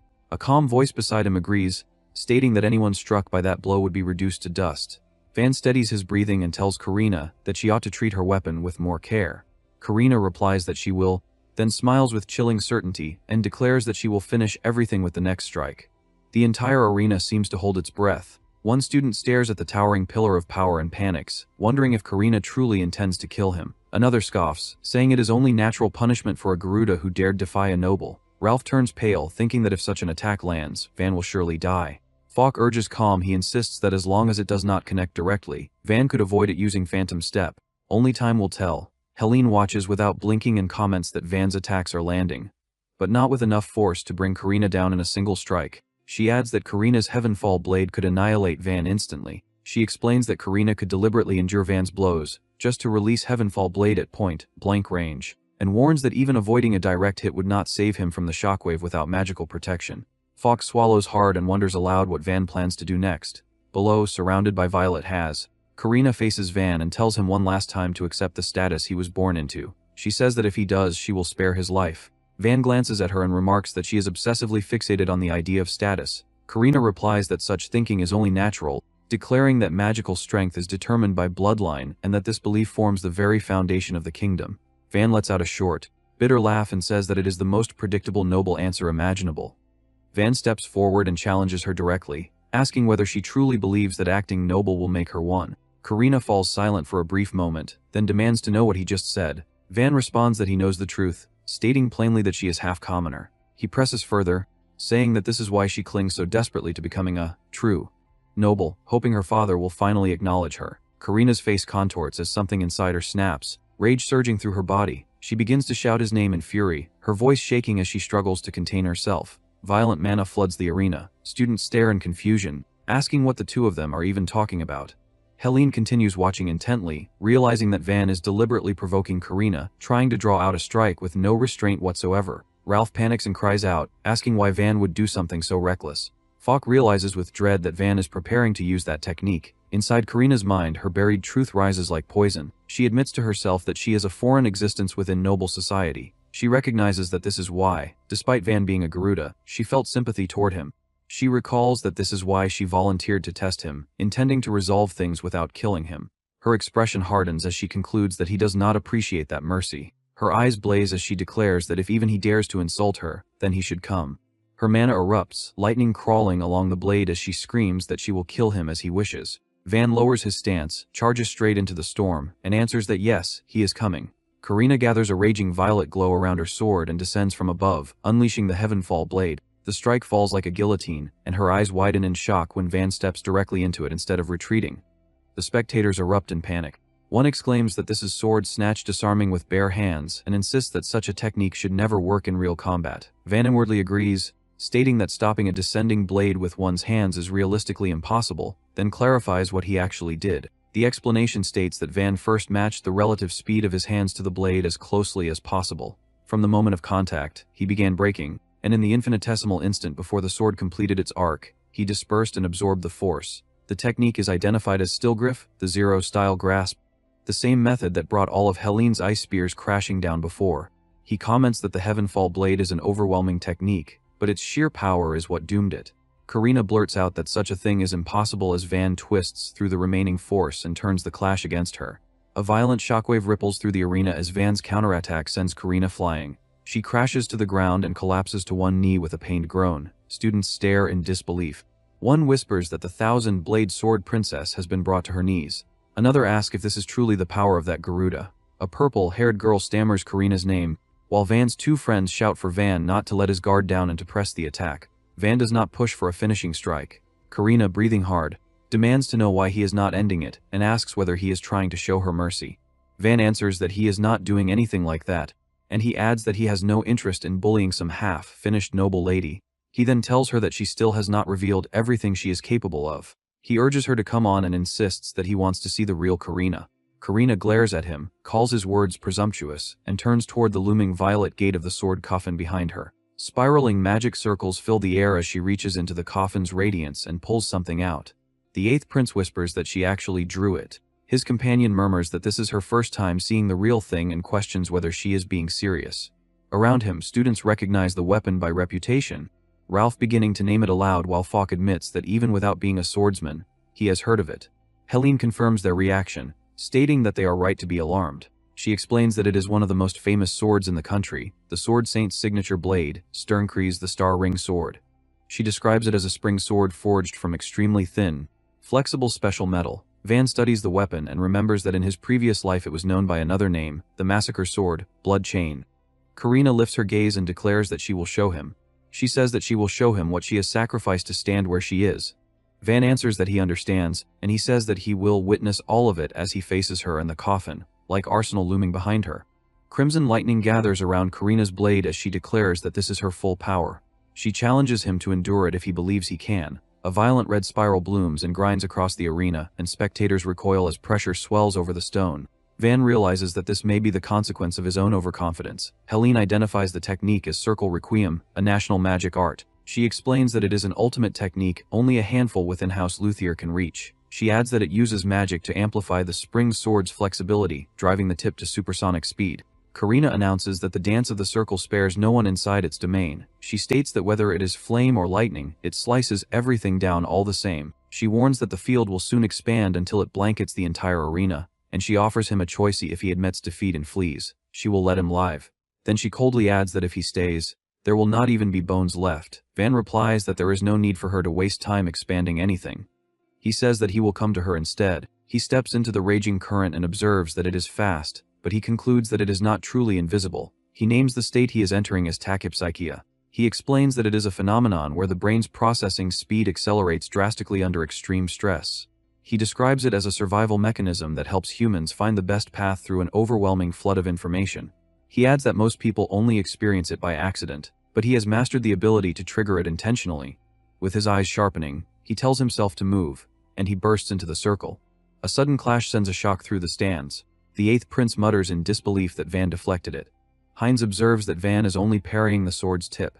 Van focuses through the storm and explains to himself that the spring sword's center of gravity always remains at the tip. He warns himself not to be fooled by its complex trajectory as he continues reading the blade's murderous path and intercepting it. He locks his gaze on the crimson slashes and decides that all he needs is to strike the tip down over and over. He lunges into the storm, drives his hand into the blade's line, and knocks the sword point off course. Karina staggers on her circle and blurts out that he is a monster too. Van denies it, stating that he has only worked harder than most, just as she has. Karina bristles, demanding to know what he means by that. Van states that the spring sword chooses its wielder, and that anyone without true mastery would be cut apart by their own blade. He adds that being born into a swordsman's bloodline is not enough to reach this level. Then he presses her, shouting to ask how many years she has poured into that single sword. Karina freezes. She realizes she has never once stopped to count. A memory rises. She remembers that her father taught her to hold a sword only once, just once. She thinks that it may have been a whim, but she remembers how, in that moment, she truly felt a bond between them. After that, it never happened again. Busy with state affairs, her father had no time for a bastard daughter. She tells herself that she decided to perfect the sword anyway, believing that if she became stronger than everyone else, then surely her father and the house would acknowledge her. She recalls day after day of hellish training and admits that she became too strong. She remembers how the scornful looks disappeared, but she also remembers what replaced them: constant fear and hatred. And she remembers that the warmth in her father's eyes vanished. Her eyes burn as she remembers the day her father recognized her as a legitimate heir, a daughter born of a mistress. And she thinks that it must have been the most he could force himself to do. For the sake of family peace, she tells herself that he restrained the true-born children and soothed their mother, and that turning away from her was the correct choice. In that realization, she understands that the only thing she had left was the sword. In her mind, she stands before a throne and believes that her existence would allow no denial. She vows that she will prove her worth with undeniable might, because she thinks that is the only path to recognition. Back in the arena, rage floods her face. She screams at Van and demands what he could possibly know about any of that. Crimson light detonates around her as she flips through the air and brings her blade down in a savage cascade. A storm of slashes tears through the space in blinding flashes. Van is hurled backward by the pressure. He grits his teeth, eyes wide, a strangled sound caught in his throat as he stares up at the incoming cuts. The edge opens his skin as he twists and braces, forcing himself upright while red lightning rakes the floor and walls around him. Karina's eye tightens as she watches him endure, and for the briefest moment her expression wavers. Students recoil at the sidelines. Ralph blurts out that Van is still advancing. Fox stares in disbelief and says that he is pushing forward through the storm of slashes. Karina turns her head panting, and shouts that she cannot understand why he is going this far. She insists that everyone else has always fled before her sword, and she demands to know why a man without magic still refuses to back down. Van keeps moving. His shoulders remain squared as red arcs crawl over his uniform. In his mind, he first tells himself that it is to prevent a future rebellion, then immediately corrects that thought. Realizing it is not only that, he remembers a desperate homeland exploited by evil and left with nothing. He thinks that suffering is something he understands better than anyone. He fixes his gaze on Karina and recognizes that someone is crying at the center of this storm, and he cannot bring himself to abandon them. Karina swings again, her voice cracking as she insists that she is not crying. Van answers without slowing, stating that she is. He tells her that her sword is screaming in her place. He presses further, asking whether this is still not enough, because it is shouting. The words hit her like a strike. Her lips tremble and a sharp, voiceless reaction catches in her throat. Karina bares her teeth, fury and shame twisting together. She spits that he has no right to act as if he understands her. Then she screams that this sword is all she has. She declares that she became stronger than anyone with it, and she vows that she will make the entire house bow. The red field surges harder as she lowers her stance and drags power into her next strike. Van raises his arms against the pressure and forces his breathing steady. Blood and sweat run down his cheek. He pushes his voice out and admits that he does not know everything. Then he tells her to listen, calling her Karina, and says that her worth is not decided by anyone else. He steps forward, boots grinding over cracked stone, and adds that the sweat and tears she shed unseen matter. He insists that the weight of every swing that felt like carving away her soul cannot be denied. He declares that no one can deny that value. Karina freezes for a fraction of a second, eyes widening as if something deeper than flesh has been struck. Van continues fierce and honest, saying that even if no one acknowledges it, to him she is the finest magic swordsman he has seen. The violent glow around Karina falters. Her grip tightens as her breath catches. A memory flickers at the edge of her mind, warm light, a smaller hand guided into position, and a voice close beside her. In that distant scene, her father calls her Karina and tells her to listen well. In the warmth of that memory, her father tells her that even when cutting down enemies, she must never swing her sword in anger or hatred. He tells her to be noble. He says that even in battle, pride must remain in her heart. As he places his hand over hers on the hilt, he tells her that this is the sword of House Luthier. The present snaps back. Wind and dust roll across shattered stone as Karina and Van face each other at close range. Karina steadies her breathing and realizes that this is what her father was trying to teach her. She thinks about pride and decides it was never meant to be begged from others. It is something she must carry herself to remain who she is. Tears stream down her cheeks. She admits to herself that she finally understands. She realizes she threw it away on her own, the lesson her father gave her. With shoulders squared and eyes no longer trembling, she tells Van Kruger that she is grateful. She says that he helped her remember. She says that he brought her back to the sword she truly wanted to wield. Pink light licks along her blade, swelling into a fierce, crackling aura. Karina tightens her grip until her knuckles pale, and declares that this time she will pour everything into this technique. She asks whether he can receive it. Van meets her gaze without flinching, lowers his center of gravity, and answers that he will gladly take it. Karina releases a sharp cry and steps in. The slash is an overhead cut, simple in form, yet refined to its absolute peak. It is the only technique her father ever taught her. She drives it down with everything she has left, carving a blazing line through the air, as if splitting the arena itself. Van's lips curl as he watches the descending death line and states that this is the real Karina. The impact erupts into a violent surge of wind and light. The gale whips Karina's twin tails as the slash roars past. Van moves through the chaos with unreal precision, slipping through the narrowest gap and delivering his strike. They stand frozen for a moment, then a beat later, Karina's knees give out. Strength drains from her arms, and she drops face down onto the broken floor. Breath ragged, she admits that it is complete defeat. Even so, she turns her head enough to speak and tells Van that she is thankful. Van approaches and offers his hand, saying that the feeling is mutual. He adds that her sword was magnificent. He speaks her name Karina with no mockery, only clear acknowledgement. Around them, students remain frozen. Someone mutters that a 5-crown has been defeated. Another adds, stunned, that it was by a first year and worse by a Garuda. For a moment, silence hangs under the blue sky. Then Heinz begins to clap, slow and deliberate. The sound carries, one by one. More hands join in until applause spreads row after row, becoming a wave. Van pulls Karina up, and they clasp hands in the center of the ruined arena while cheers and clapping rise around them. The morning after his legendary showdown, Van is already back on his feet. Anyone who sees him would struggle to believe he had spent the previous afternoon fighting as if he had been tossed into a magical blender. He stands comfortably beside his two loyal companions, Ralph and Falk, while they hover around him with the eager energy of excited dogs that have just discovered a tennis ball. To reassure them, he casually flexes his arm and explains that the Academy's healers had done their work flawlessly. He states that their magic had erased every injury, leaving him without even a small scratch. Falk can barely contain himself. He declares with shining eyes that the duel from the day before will become one of the Academy's most legendary moments. He insists that future students will whisper about it for years. Van, however, shrugs off the praise and claims that it had been nothing more than an ordinary duel. His friends immediately protest. They argue that a first-year student defeating one of the 5 brilliant crowns cannot possibly be considered ordinary. From their perspective, the event feels less like a duel and more like a glitch in reality itself. Their enthusiastic admiration suddenly stops when Falk notices something nearby. Under a tree stands a girl with unmistakable pink hair. The sight instantly catches their attention. It is none other than the Thousand Bladesword Princess herself. Despite having been defeated in front of the entire academy the previous day, she appears surprisingly healthy and composed. Ralph and Falk react with immediate alarm. They whisper nervously that she might have come back to challenge him again and settle the score. Van, however, shows no such concern. He simply greets her casually, as though meeting an old acquaintance at the training grounds. The princess walks toward him with a stern expression, her face carrying the seriousness of someone conducting an inspection. She immediately criticizes him, stating that he had been late in offering proper greetings, and that his attitude lacked the respect expected within the academy. When he jokingly wonders aloud whether she intends to punish him again, she suddenly makes an announcement that shocks everyone present. Her cheeks turn red, almost like a ripe tomato, and she points directly at him. With firm determination, she declares that she has decided to appoint him as her knight. The declaration creates a moment of heavy confusion. Within the academy, the squire system is meant to allow upperclassmen to mentor younger students. Officially, the senior student becomes a guide and supervisor for the junior.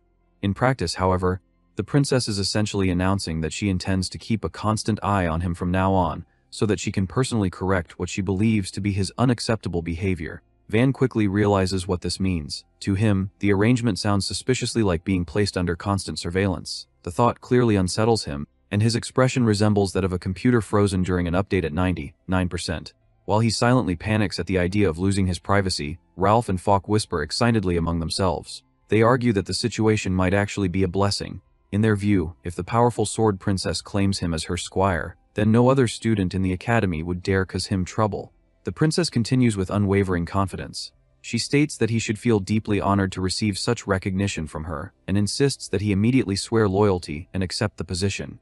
Van listens carefully, but freedom matters more to him than any prestigious title. He politely refuses the offer. Without hesitation, he then activates what might be called his secret technique, running away as fast as possible. As he bolts toward the horizon, he loudly declares that he refuses to live under anyone's constant supervision, leaving the princess standing there in stunned disbelief. Her shock lasts only a moment. Determined not to let him escape so easily, she immediately begins chasing after him. As she sprints across the academy grounds, she shouts that he cannot simply run away from her guidance. Watching the chase unfold, Ralph and Falk begin to exchange suspicious glances. They quietly speculate that the princess's persistence might not be motivated solely by training or discipline. One of them suggests that she may actually have developed a strong crush on Van, who managed to defeat her. While this chaotic pursuit unfolds outside, the atmosphere inside the meeting room of the 5 brilliant crowns is far more tense. Prince Leonis sits at the table, visibly trembling with anger. He declares that the outcome of the duel is unacceptable. In his eyes, the fact that someone from what he considers a slave race defeated a noble is not merely embarrassing. He insists that it represents a serious threat to the entire structure of their society. Leonis explains that the kingdom's hierarchy is supposedly built upon magical power. If someone without even a trace of mana can defeat a noble who possesses great magical strength, then the royal family's claim to authority begins to look fragile. In a burst of frustration, he slams his fist against the table. He accuses the Ice Flower Lady of deliberately trying to weaken the nobility by allowing Van to enroll at the academy in the first place. Nearby, the purple-haired student who always wears sunglasses indoors calmly wonders aloud how a random newcomer could possess such refined combat techniques. He remarks that Van fights with the skill of a trained assassin. However, Amelia, the red-haired elite among the crowns, does not appear concerned. She calmly drinks her tea with the composed elegance of someone who considers everyone else beneath her. She explains that Van's abilities are not truly threatening to genuine nobles. According to her reasoning, a true noble leader serves as both shield and hammer, someone capable of protecting the people while crushing entire armies of monsters. In contrast, she dismisses Van as nothing more than a skilled street fighter. She continues by stating that his fighting style may be useful for assassinations, but would be meaningless on a real battlefield. In her opinion, he could never replace the nobles who serve as the pillars of the nation. To demonstrate the limits of his abilities, she proposes using the upcoming Legion training exercise. The Legion training is a practical combat exercise in which students form military-style units and hunt dangerous magical beasts. Amelia explains that she intends to place Van in her squad specifically so she can expose his weaknesses in front of everyone. At that moment, the atmosphere shifts when Prince Heinz enters the room. The blonde prince strolls in with an easy confidence, as if he is posing for a portrait rather than stepping into a restricted meeting for elite students. Even though the room is meant only for the highest ranking members, he smiles casually and asks whether he and his companions might join Amelia's unit during the Legion training. He claims that her earlier speech about noble conviction had deeply inspired him. He describes her words as if they had delivered a powerful revelation. Amelia appears delighted by the prince's attention. Flattered by his admiration, she accepts the request and states that she will personally educate the troublesome boy while the prince observes. Heinz simply stands there smiling, his expression suggesting a man who specializes in betrayal. Behind that pleasant grin, it is clear that he is planning something complicated and likely filled with chaos. Meanwhile, back on the academy grounds, the energetic chase eventually ends. The pink-haired princess finally manages to catch her target. Not long afterward, the scene shifts to a peaceful tea gathering hosted by the Ice Flower Lady. Van sits comfortably at the table, focused entirely on eating a biscuit with the dedication of a squirrel preparing supplies for winter. Nearby, his two noble companions, Ralph and Falk, listen attentively as the details of the upcoming Legion training are explained. Falk begins by clarifying that the exercise will not simply involve students pretending to fight. He explains that the participants will actually command real soldiers from the kingdom during the operation. Van pauses his eating long enough to confirm his understanding. He states that this sounds very much like an internship designed to train future commanders. Helen nods in agreement and confirms his interpretation. She then reveals the final detail. The operation will take place in the Lament Wetlands, a dangerous magical wasteland whose gloomy name suggests a place far from pleasant. The Lament Wetlands are a land saturated with dense magical energy, far more dangerous than the forest used during the Academy's entrance exam. Helen explains that the environment is thick with unstable mana, creating the perfect habitat for dangerous magical beasts. She states that these creatures thrive in the wetlands, and when their numbers grow too large, they begin migrating outward. Those migrations eventually turn into violent stampedes capable of crushing towns and entire regions of civilization. Because of that constant threat, she explains that the nobility carries an important responsibility. She says that noble forces regularly enter the wetlands to thin the population of monsters before those migrations grow out of control. According to her explanation, this preventive hunting is necessary to stop disasters before they begin. Van listens while calmly destroying another snack. He nods and tells her to continue explaining the details while he finishes chewing. Helen continues by outlining how the Legion training is organized. She explains that first-year students will each lead small squads. Above them, the upperclassmen organize those squads into larger military units called companies. Ralph raises the question that clearly sits in everyone's mind. He asks whether performing well during the Legion training could lead to fame and recognition. Helen confirms that this is exactly how many students build their reputation. She explains that every one of the current 5 brilliant crowns first gained recognition during their own first-year Legion training.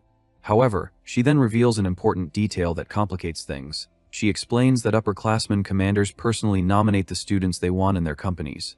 Van immediately assumes that this system will not work in his favor. He silently imagines himself being chosen last, like a kid avoided during gym class because of a contagious rash. In his mind, someone like him, a Galda with no magic, would naturally end up among the leftover picks. Helen quickly corrects that assumption.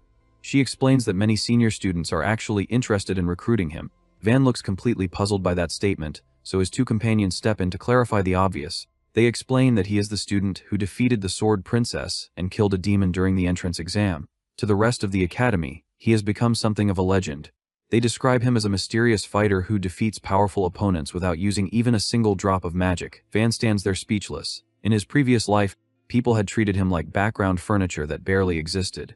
Now he has somehow become the popular figure everyone wants on their team. He begins to realize that the world around him is slowly changing. At the same time, he senses that not everyone welcomes his sudden rise. A sharp instinct warns him that someone is watching. He lifts his eyes toward the distance and immediately locks eyes with Prince Leonis, who stands on a balcony overlooking the courtyard. Leonis is visibly startled. He cannot believe Van managed to sense his presence despite the prince using no magical detection. Even so, Leonis quickly hides his surprise. He grits his teeth and mutters that Van and his companions should enjoy their friendly games while they still can. Back at the table, Helen proposes a way to remove the uncertainty surrounding the draft. She explains that, as one of the crowns, she has the authority to prioritize her selections. She states that she intends to draft Van, Ralph, and Falk directly into her own unit. The two noble companions immediately celebrate the idea of joining a powerful squad. However, their excitement does not last long. A familiar voice suddenly interrupts them. The Sword Princess appears beside the table with the determined presence of someone preparing to file a legal claim. She firmly declares that supervising Vine is her responsibility because he is her squire. Because of that, she insists that he will naturally be assigned to her command. Van immediately protests. He loudly explains that he had already rejected the squire offer earlier. Unfortunately, no one seems to care about his objections. Helen laughs lightly and remarks that the princess's idea also sounds interesting. She speaks as if the situation is amusing, completely ignoring Van's desperate attempt to defend his personal freedom. Several days later, the academy courtyard becomes crowded as students gather around the large bulletin board displaying the official Legion assignments. The crowd is massive. Falk comments that being personally nominated by a respected upperclassman is considered a huge honor. The group searches through the posted lists, fully expecting to find themselves assigned to Helen's company. Then Van suddenly freezes. His name is not listed there. He checks again carefully, scanning every name. Still nothing. Next he searches through the roster for the Sword Princess's company. His name is not there either. A heavy feeling begins forming in his stomach. Slowly, he raises a finger and points toward the list for the 5th company. Ralph and Falk read the heading and immediately turn pale. They ask in disbelief whether the situation is some kind of cruel joke. The commander of the 5th company is Amelia Rosenwald, the red-haired elite who openly believes commoners belong beneath nobles. Then Falk notices something even worse. He points to the name written directly beside Van's. It is Prince Heinz. Van stares at the board in disbelief. He realizes he has been assigned to the same company as the traitor responsible for his death in his previous life, as well as the noblewoman who clearly despises him. It feels like a nightmare arranged specifically for him. Almost as if summoned by the tension itself, Prince Heinz arrives at the scene alongside Amelia.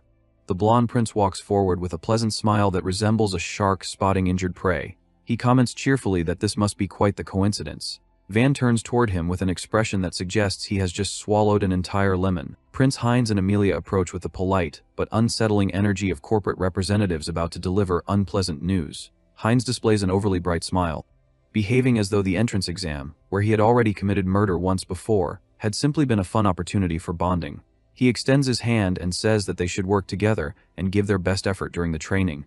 Van does not reciprocate the enthusiasm. He stares at the offered hand as if it were an untrustworthy piece of trash. He gives a short and dry acknowledgement without making any attempt to shake it. Amelia Rosenwald then formally introduces herself as one of the 5 brilliant crowns. Van bows politely and apologizes for arriving late to the gathering. Amelia dismisses the apology with a casual wave. She claims that she dislikes stiff formalities. However, she immediately follows that statement by reminding him that he should remember his place as a mere Galda. In her view, his role in the company is extremely simple. She states that his responsibility is to stay out of the way and follow her instructions obediently, acting as nothing more than a scout. Before the conversation can grow any more hostile, Helen steps forward. The woman who personally brought Van into the academy asks Amelia whether she might be treating him a little too harshly. Amelia refuses to retreat from her stance. She calmly explains that her attitude is actually a form of kindness. She sincerely believes that individuals without magic are dangerous liabilities who could endanger the entire squad during combat. Because of that belief, she states that she is generously assigning Van to sentry duty. As he listens to her reasoning, Van realizes that Amelia represents the most frustrating type of opponent. There is no malice in her eyes. She is not insulting him out of cruelty or amusement. She truly believes that her judgment is correct. Van calmly explains that every role within a unit has value. He states that this understanding is precisely why he chose to enroll in the academy.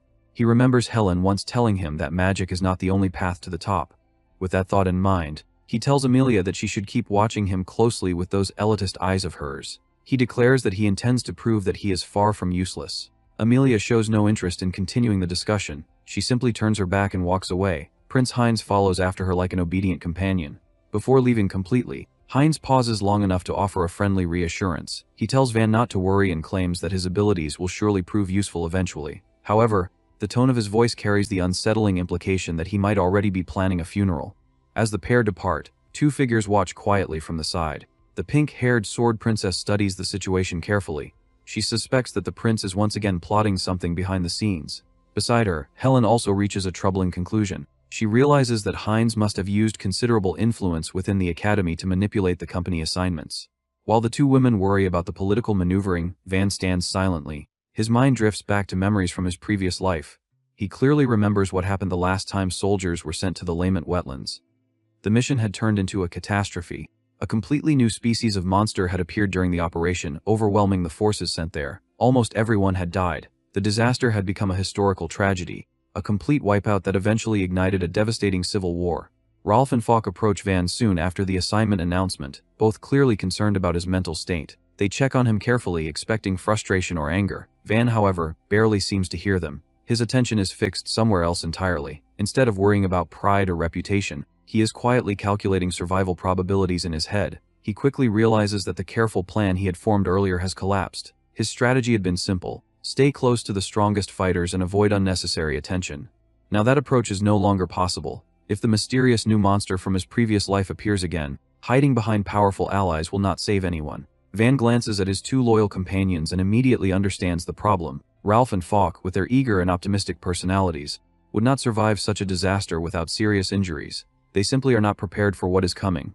To make matters worse, Van now finds himself placed in a company where he is treated more like hired help than a commander. Meanwhile, the true danger approaching the Lament Wetlands is something far beyond what the Academy expects. When the time finally comes for the army to depart, Amelia steps forward to address the assembled soldiers. She delivers a grand speech filled with declarations about noble pride, duty, and the honor of serving the kingdom. Her words ignite the crowd, and the soldiers respond with loud cheers and powerful enthusiasm. Unfortunately, the men assigned to Van's squad react very differently. Rather than feeling inspired, they begin openly complaining among themselves. They do not even bother lowering their voices. Several of them mock the idea that they must follow a leader who carries no weapon and possesses no magic.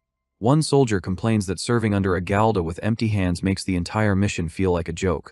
Another says that they have essentially been assigned to a disposable unit before the battle has even started. Van listens quietly for a while as the insults continue. Eventually, he decides that the commentary has gone on long enough. He steps forward and calmly informs the soldiers that he is now their commanding officer. He says that the time for pointless chatter is over. He states firmly that they should close their mouths and focus on the mission like soldiers who actually deserve to serve in the kingdom's army. The soldiers fall silent, though several of them still attempt to maintain smug expressions. From a distance, Amelia observes the situation carefully. To her, the scene only confirms her expectations. She believes the group assigned to Van consists entirely of the worst soldiers available, individuals with no future in the military and no chance for promotion. In her mind, the fact that Van received such a hopeless squad proves that he has already reached the limit of his abilities as a commander. Without hesitation, Amelia gives the order for the army to begin marching. Her command is loud and confident, and the surrounding troops respond with another wave of cheers. Van's squad, however, does not join the enthusiasm. His soldiers remain completely silent, carrying themselves with the same excitement one might expect from people walking into a tax inspection. As the army travels deeper into the forest, Amelia eventually calls for a short rest. The moment the break begins, Prince Heinz immediately begins performing his usual charming routine. He walks through the camp speaking to soldiers from various squads. He politely reminds them to drink water and remain alert, presenting himself as a model of royal responsibility. His behavior resembles that of a perfectly trained camp counselor guiding a group of eager campers. Elsewhere, other squad leaders inspect their equipment and speak with their soldiers to maintain morale. Van's squad looks very different. His soldiers sit together in miserable silence, surrounded by frustration and resentment. Several of them begin complaining again. One soldier remarks bitterly that they are forced to walk on foot, while their captain comfortably observes everything from horseback. Another says that their leader clearly has nothing useful to contribute. Eventually, one of the soldiers loudly demands to know whether their captain intends to say anything in his defense. Van calmly responds that he has noticed they all have many complaints to share. He explains that he is willing to listen to them once before the mission continues. That invitation opens the floodgates. The soldiers begin shouting about their equipment, claiming that their weapons and armor are outdated junk. One man angrily declares that their leader is nothing more than a useless magical outcast. Another soldier says that the academy must be using their squad as expendable shields to protect the noble students. He admits that he is already worried about whether he will survive the mission at all. Van quietly listens to everything, then he climbs down from his horse. He tells the squad that he understands their anxiety. However, he also explains that they are completely mistaken about how things are going to unfold. Van quickly realizes that reasoning with them will not change anything. Instead, he decides to demonstrate his point directly. He calmly invites the entire squad to attack him all at once. The soldiers stare at him in total confusion. One particularly irritated soldier finally snaps and charges forward. He swings his sword aggressively, clearly intending to run his captain through. Van reacts instantly. He catches the blade with his bare hands as casually as someone catching a falling leaf. The attacking soldier freezes in disbelief, struggling to understand how his captain's hands appear to be stronger than steel. Van gently pulls the sword away and pushes the soldier to the ground. Then he turns toward the rest of the squad and calmly asks whether anyone else would like to try. No one moves. Most of them appear as if their souls have temporarily left their bodies. To make his point absolutely clear, Van takes the worn sword and walks toward a nearby tree. With a single relaxed swing, he slices through the trunk. The blade passes through the wood effortlessly, turning the tree into neatly split firewood. The reaction is immediate. The soldiers stare at him in stunned silence. Even members of nearby squads begin watching with expressions usually reserved for famous performers. Van returns the sword to its owner. He casually remarks that the weapon may be somewhat old but still works perfectly well. He then explains that his current fighting style was not chosen out of laziness.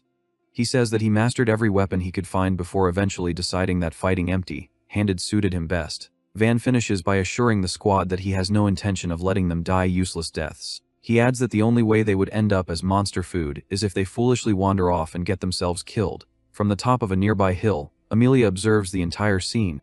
Her expression remains cold and critical. In her mind, Van's display proves that he is still an amateur leader. She believes he is ruling his squad through fear rather than respect. Amelia concludes that soldiers bound together by intimidation will eventually betray their commander the moment a real crisis appears. As far as she is concerned, Van has already failed as a leader. Night eventually falls as the army reaches the outer edge of the Lament wetlands. The soldiers establish a camp along the swamp's border.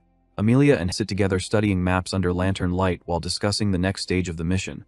Prince Heinz relaxes nearby with a book, appearing completely at ease. Meanwhile, Van's squad gathers around a small fire. Several soldiers quietly wonder whether their captain has finally realized how dangerous the mission truly is. One of them jokes that Van might have already abandoned them and escaped into the night. Another soldier laughs bitterly and says that their entire squad consists of disposable misfits anyway. He remarks that having a Galda as their leader is actually a fitting arrangement for a group of rejects. At that exact moment, Van suddenly emerges from the darkness behind them. His appearance is so quiet that several soldiers nearly jump out of their seats. Van calmly asks them to explain what they meant about being outcasts. The soldiers freeze mid-conversation. Van walks over and sits down beside the fire. However, he has not returned empty-handed.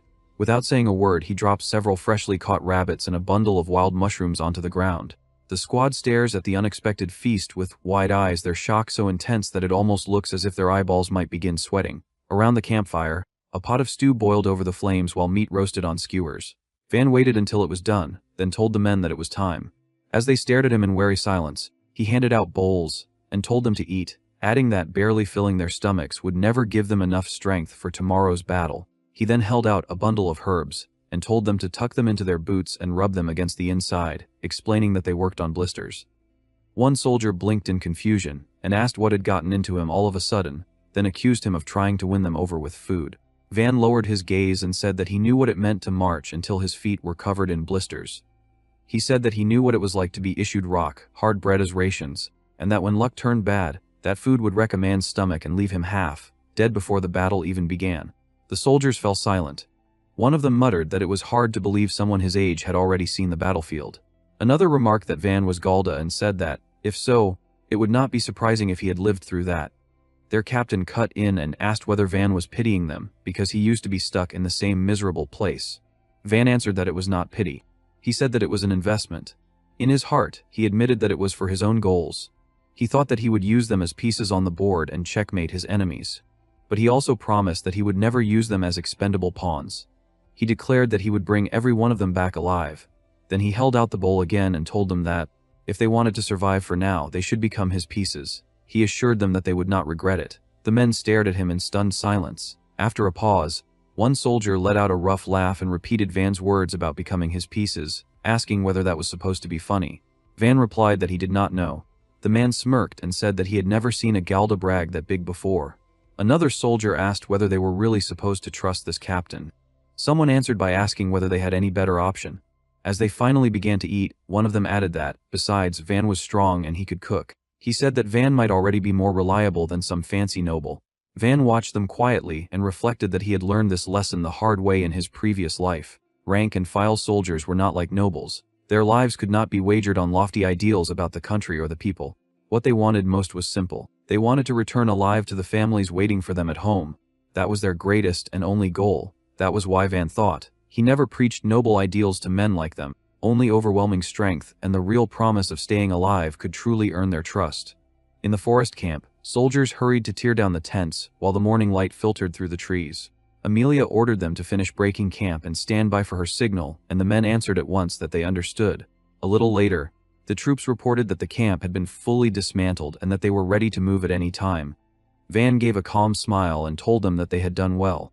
He ordered them to hold position until new instructions, stay alert and keep watch. The men answered sharply, and as Van walked off with them following his lead, Amelia watched in surprise. She thought that he had whipped that pack of misfit thugs into shape in a single night.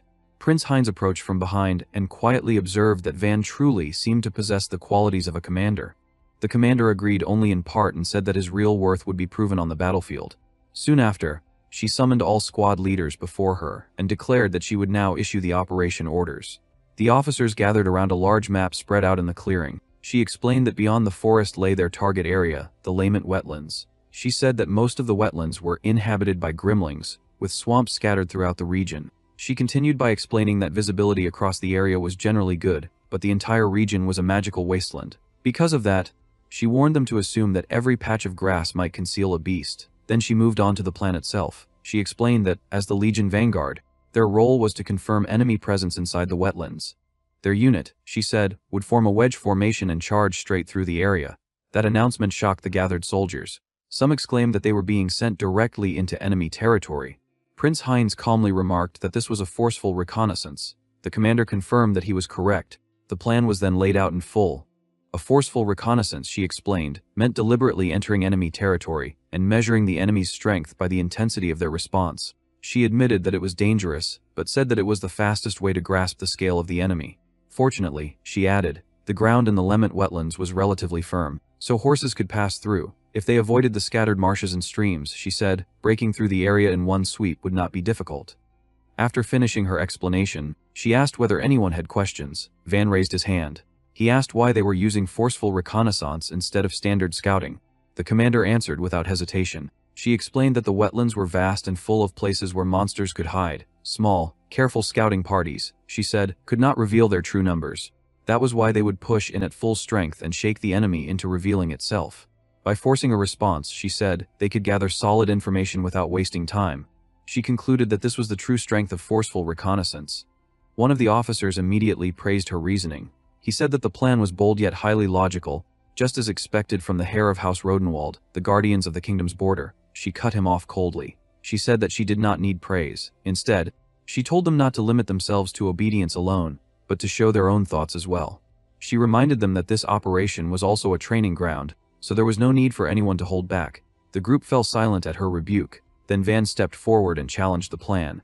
He said that, rather than conducting a forceful reconnaissance, they should send a small group of scouts instead.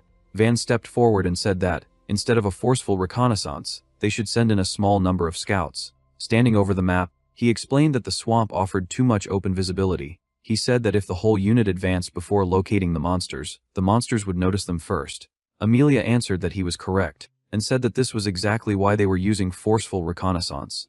Van replied that, if the enemy landed the first strike, there was a chance their unit could be wiped out. Her eyes sharpened at once, and she asked whether he truly thought she would fall behind mere monsters. Van remained calm and said that, because he was responsible for the lives of his subordinates, it was only natural for him to assume the worst possible outcome. The commander fell silent for a moment, then said that even if such a possibility were exceedingly small, she understood his concern. She asked what he thought they should do instead. Van answered immediately that his unit should move ahead first and draw out the enemy's attack. He said that if the main force advanced only after confirming that attack, the risk of being caught off guard would be reduced. She looked at him and said that she would praise his courage for speaking his mind, adding that this was the proper attitude for a future officer candidate. For an instant, Van wondered whether she might actually accept his proposal. Then her tone turned cold. She said that, as a tactic, it was too cowardly. She explained that, with such a method, the scouting would not even be finished before the Legion's main force arrived. When Van tried to protest, she continued that if their presence were detected, it would only give the enemy time to prepare. She warned that such hesitation could strangle them instead. Extending her hand like a blade, she declared that the most effective tactic was to strike the enemy before its preparations were complete. Van thought that she was correct, at least under normal circumstances.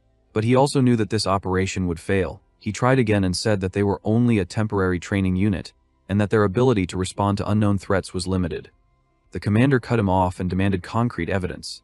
She asked what threat he was even talking about, whether it was enemy numbers or a terrain trap, and ordered him to prove it. Van clenched his teeth. Inwardly, he admitted that he did not know that much for certain. In his previous life, he had only been a Galda mercenary, and at that time he had been stationed far away on the western border. He recalled that the information about the monsters that appeared in the Swamp of Lament had been sealed by the Kingdom Army and erased from the official records. He suspected that Heinz probably knew something, but back then it had never been a matter that involved him. The commander said that concerns without evidence were nothing more than cowardice, and that such words only dragged down the soldiers' morale for no reason. When Van tried to speak again, she cut him off sharply and ordered him to stop. She declared that she allowed suggestions, but that any further objections would be treated as disobedience. Then she ordered Van Kruger to step back. Van lowered his head and fell silent. The commander ended the discussion and declared that the forceful reconnaissance would now begin. She announced that she would personally lead the company from the front, then ordered every unit to prepare for immediate deployment. Around the table, the soldiers answered in one voice that they understood. After silencing him, Amelia turned to Van Kruger and said that, if he wanted such a cautious battle, his unit would take the rear. She added that it was the safest place. Van clicked his tongue inwardly and thought that this was bad. He reminded himself that even for academy students, disobedience could be punished severely, with expulsion at best and imprisonment at worst. Around him, others quietly thought that a Galda could certainly shine in scouting missions, and that they understood Van's argument, but he had spoken far too boldly. They thought that, stuck at the rear and returning empty-handed, he would earn no merit at all. Van lowered his gaze and forced himself to think. He told himself that there had to be something he could do. Then he realized that the rear might allow something only possible because he was stationed there. Soon after, the unit entered the wetlands. Amelia rode at the front with her spear lowered as the cavalry cut through the grass. A moment later, a pack of monsters burst out ahead. Van recognized them as Noxfangs, small swamp-dwelling monsters with low combat power but magical poison in their fangs. One soldier shouted that a small monster squad was ahead and asked whether they should retreat. The commander refused at once. She said that they would sweep aside such weak creatures. A magic circle blazed behind her as she activated her mounted battle magic and cried out the name of Storm Spear Charge. Her spear and spell crashed into the Noxfangs in one violent sweep, tearing through the pack. The soldiers stared in amazement, and one exclaimed that this was Rodenwald's mounted battle magic. Others followed her lead, invoking Flame Arrow and shouting for everyone to follow Lady Amelia. Fire arrows rained down and finished the scattered beasts. The soldiers cheered that the academy students were incredible and that this would be easy. Far to the rear, Van watched the distant blasts and said that it had started. One of his men asked whether they should not chase after them, saying they could do nothing from here. Van told him not to worry about that. Instead, he pointed at a strange plant nearby and ordered the men to pull it out. The soldiers blinked in confusion. One muttered in disbelief, and another said that the plant would not even work as firewood. Van answered that he knew and would explain later. For now, he ordered them to quietly gather as much of it as possible. Though baffled, the men accepted the order. At the front, Amelia cut down another beast and ordered the unit to resume the advance. She shouted for them to keep moving. As the cavalry pressed forward, a soldier suddenly pointed ahead and said that there was something over there. Amelia turned toward it. Another man praised the sharp-eyed soldier for spotting it and eagerly asked whether they should hunt it. Someone else said that this time he would take the first strike. The group charged toward the strange purple figure rising in the distance. Then everything changed. A burst of violet lightning erupted from the haze. The soldiers recoiled as a body dropped to the ground. One of them stared blankly and asked what had just happened. Amelia snapped her gaze upward. From the storm of purple energy, a giant insect-like monster descended before them, crackling with violent power. A monstrous insect descends through a storm of violet lightning. The soldiers recoiled in terror and shouted that they did not know what that monster was. Others stammered that the lightning strike from moments earlier had come from that creature. The prince identified it as a lightning demon insect, and the men cried that it was impossible for such a high-level insect demon to appear in that swamp. That the lightning demon insect was originally a high-level insect demon confined to the northern mountains, that its appearance itself was treated like a natural disaster, and that its emergence normally required a national-scale subjugation force. As the insect crackled with power again, someone warned that the next strike was coming. Before the soldiers could steady themselves, a bolt crashed down among them. One man screamed, others flinched back, and Lady Amelia grimly observed that it was a terrifying lightning strike and that even magic defense could not fully block it. The insect loomed over the battlefield while fear spread through the ranks. A soldier gasped that there was no way they could beat that thing. Another urged Lady Amelia to order a retreat, and someone reported that the soldiers were panicking. The blonde prince cut through the chaos and ordered everyone to stay calm. He warned that if they ran without orders, they would be struck from behind. He commanded them to spread out, get low, break the insect's line of fire, and look for a chance to counterattack. The soldiers answered that they understood. Amelia acknowledged that it was as expected of the prince and thanked him, then immediately asked whether he had any idea for the next move. The prince admitted that from that distance, even he could not break through the lightning demon insect's shell. Amelia concluded that long-range combat was its specialty and then declared that they had no choice but to engage it in close combat. She announced that she would charge alone and bring it down herself. Her men protested and warned that the lightning would kill her, but Amelia answered that they should not underestimate her warhorse and that it could withstand 1 or 2 hits. She ordered the soldiers to use the opening she created to preserve their formation and support the prince from behind. When they agreed, she urged them to show the pride of the kingdom's soldiers. As she tightened her grip and faced the insect, she calculated that based on the interval from before, its lightning seemed to need about 4 seconds to recharge. She judged that if she ran at full speed, it would only fire once, and if she endured that one strike, she would enter its range. With that resolve, she drove forward and unleashed her storm spear charge. At that exact moment, something lashed around her horse's legs. Amelia looked down in shock as binding vines, a tribone plant that trapped animals and prey in swamps and restricted movement, wrapped around the warhorse and halted its charge. Almost immediately, Nox fangs burst in from the side and attacked.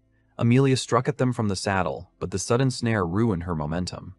Her horse shrieked, reared violently, and Amelia cursed under her breath, forcing herself to stay calm. Then the lightning demon insect fired. A column of violet lightning slammed down onto her position. Amelia cried out in pain as electricity tore through her and the area around her. Even while convulsing under the strike, Amelia realized what was happening. The Noxfangs were pinning her in place at the cost of their own lives, and they were doing it without any concern for the collateral damage from the lightning. Through clenched teeth and shaking breath, she thought that if that was true, then the monsters were not simply attacking blindly. She understood in horror that the monsters were using tactics. The soldiers froze as they watched Amelia collapse under the combination of the trap, the beasts, and the lightning. Some cried that even Lady Amelia could not handle it. Others asked in panic what they should do. The blonde prince stared in shock for a split second. Then a sharp voice cut through the confusion. Van shouted that they had to go that way and ordered them to run into the smoke. Nearby, soldiers were already setting fire to smoke grass. Smoke grass was a plant from the demon realm that naturally grew there, that it absorbed metal elements infused with magic from underground, and that when burned, it produced black smoke full of heavy metal particles. That smoke was difficult to disperse with wind and stayed close to the ground, forming a dense smokescreen. Van explained that the lightning attack was powerful, but its accuracy dropped while the target was moving, and that if the insect could not see them, it would not hit. Van then shouted for the wounded to be carried, and ordered everyone to break through the smoke and head for the forest behind them. The blonde prince immediately backed him and commanded the soldiers to follow Van's instructions at once. They obeyed. Men began lifting the injured onto their backs and moving through the smoke while others guarded them. As the retreat began, the prince called out to Van and warned him that Lady Amelia was still trapped back there. Van answered without hesitation that he would retrieve her himself. He then ordered the blonde prince to take charge of the soldiers' retreat. The prince accepted the command and said that he understood. With the smoke swallowing the battlefield and the soldiers withdrawing toward the forest, Van turned his horse back toward the lightning demon insect and Lady Amelia's position. The prince watched him go while the surviving troops pushed deeper into the trees, carrying the wounded. Farther inside the forest, the survivors regrouped in the dim light, gathered around firelight in silence, while Van rode alone back into the storm. Lady Amelia, already wrapped in bandages after being brought back, sat by the fire as Van returned from scouting and stated that he was back. The blonde prince asked how it had gone. Van answered that countless monsters were roaming through the forest and that they were completely surrounded. The soldiers paled and exclaimed that there was no way out. Some asked whether they could break through somehow. Van explained that leaving the forest would only put them in the open swamp with no cover, and that the lightning from that insect would wipe them out. The prince then pointed out that staying there was not easy either. Van agreed and said that once night came, beast demons would attack under the cover of darkness. The prince looked toward the wounded and said that their condition was getting worse, and that they needed to rejoin the main force and find a healer as soon as possible. After checking the injured, Van observed that the ones who had been hit were still alive. Hines answered that this was thanks to Van quickly showing them the retreat route. Van then said that they had to save them somehow. The prince agreed and stated that the only way to do that was to defeat the lightning demon insect. Van agreed as well and noted that the creature was clearly leading the monster group, but then suddenly caught himself and wondered why he was talking so casually with the prince. When the prince gently asked whether something was wrong, Van turned away and warned himself not to get carried away. He thought that he had once believed Hines was his best partner, and that no matter how hopeless the situation became, the two of them could always find a way through it. He then reminded himself that the real Hines was the worst enemy, the one who had taken everything from him. At that moment, Amelia rose to her feet. With her body still covered in bandages and her expression stripped of arrogance, she declared that she would defeat the insect herself. She admitted that the disaster had been caused by her mistaken judgment, that she had ignored Van's warning, and that she had placed the unit in danger. She stated that as commander, she had no excuse. Then, lowering herself before Van, she apologized. The soldiers fell silent, and Van looked at her in surprise. Amelia then said that she would at least fulfill her final duty as commander. She asked to borrow Van Kruger's horse. Van asked what she planned to do. Amelia answered that she would charge alone into the encirclement and act as a decoy, and that while she did that, the others should escape with the wounded. The soldiers cried that her idea was reckless and asked whether she intended to die. Amelia calmly replied that this was how she would take responsibility. She entrusted the soldiers to the prince and then turned to Van. Van answered that he had no objection to lending her the horse, but he refused to accept a boring plan where she rode off alone and died. Amelia stared at him in confusion and asked what he meant. Van then declared that all of them would go back alive. He said that to make that happen, they would defeat the lightning demon insect, and that he had just come up with a plan for it. Amelia and the soldiers were shaken by that claim, and wondered whether it was even possible for everyone to survive and escape that situation. The prince, however, smiled with clear interest and said that the idea was very interesting. He asked Van to explain what kind of plan it was. Van gathered everyone around and began laying it out. He said that the operation would start right after sunset. He explained that just before full darkness, the monsters would begin entering the forest under the cover of night. Amelia immediately questioned that timing and said that before sunset should be more favorable for them. Van replied that during the day, the monsters were also cautious and could easily read their intentions. He then stated that the best timing was right after sunset, because the moment they tried to begin their attack was when their guard would be weakest. The others listened in silence around him while Amelia, still seated among them, told him to continue. Van then laid out the first step of the plan. He said that one person acting as a decoy would deliberately release strong magical power. He explained that this would draw the attention of the monster swarm and pull their focus in one direction. He said that if the thunder demon insect fired its lightning at a decoy, they would be able to identify its position from the flash. Then Amelia would strike during its 5-second recharge window and launch a surprise attack. Amelia listened and pointed out the flaw at once. She reminded him that along the route there would be beast monsters and tree monsters, and that if she got stalled by them the way she had before, 5 seconds would disappear instantly. Van answered that she was exactly right, and that this was why she had to fight differently this time. He told her that the moment the charge began, she had to use her strongest technique, Storm Spear Charge. He explained that she had to scatter the monsters blocking the route, cut through by the shortest path, and reach the thunder demon insect directly. Amelia then said that Storm Spear Charge was a decisive spell that focused immense magical power into a single point. She warned that if she used it to clear weaker monsters on the way, its strength would be reduced before she even reached the thunder demon insect. And in that weakened state, it would never pierce that shell. Van answered that after she entered its range, he would buy her the time she needed. Amelia asked how he intended to do that. Van calmly replied that he would ride on the same horse with her. The nearby soldiers flinched in shock at that answer.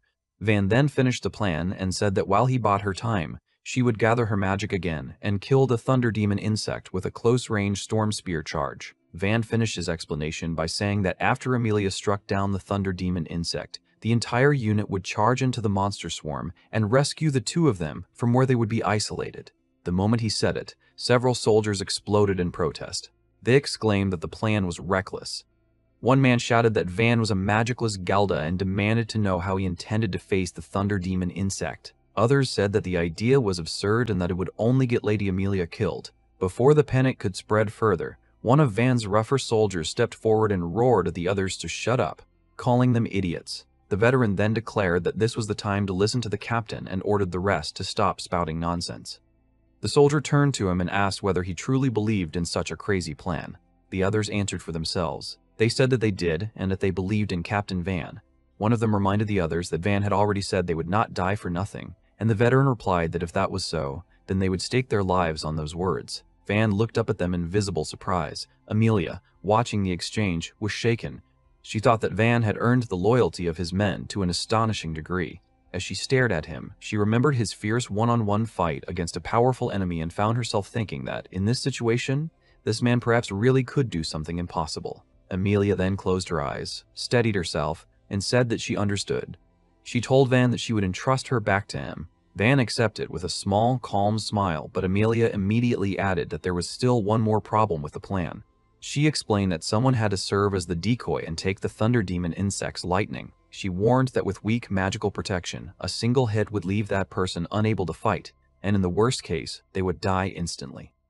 When she asked whether anyone would volunteer, silence fell over the entire group. The blonde prince broke that silence. He looked around once, said that he understood, and calmly declared that role would be his. The soldiers were horrified and cried that His Highness must not do such a thing. They pleaded with him to reconsider and said it was far too dangerous. The prince answered that royalty were the ones who stood at the front of the people and fought in the most dangerous places, and he asked who would do it if he did not. Amelia immediately objected. She said that the whole situation had been caused by her failure as commander and insisted that she could not allow His Highness to bear that responsibility. The blonde prince then turned to Amelia and told her that her responsibility was to defeat the thunder demon insect with her spear. He added that supporting that strike was his duty as platoon leader, and he asked whether he was mistaken. Amelia looked up at him and addressed him with hesitation, while the prince met her gaze calmly. Van asked if he was sure about doing this.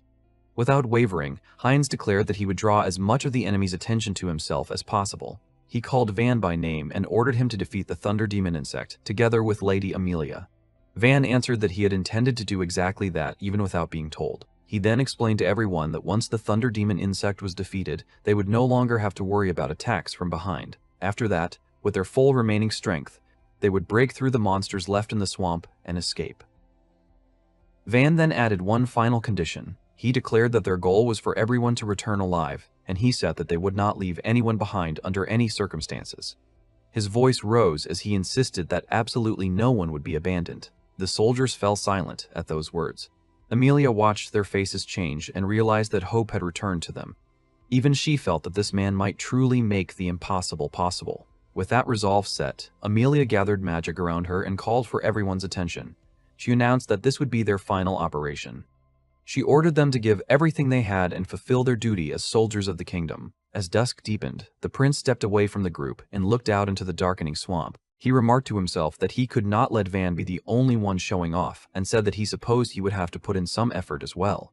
Then he released his power. Vast magic circles and luminous currents spread around him, and the soldiers stared in awe at the incredible amount of magic he was unleashing. As that power flared across the battlefield, the soldiers noticed that the monsters throughout the swamp were beginning to rush toward the prince. The prince stood alone inside a massive glowing field while the thunder demon insect fixed its gaze on him from above and gathered violent energy. In the growing darkness, the outlines of beasts, winged creatures, and lurking monsters crowded together and closed in. One soldier shouted that it was coming. Others yelled for everyone to protect the prince. Torches were hurled forward, and the soldiers shouted that they had to expose the enemy. Flames spun through the air and crashed into the path ahead, lighting up the darkness.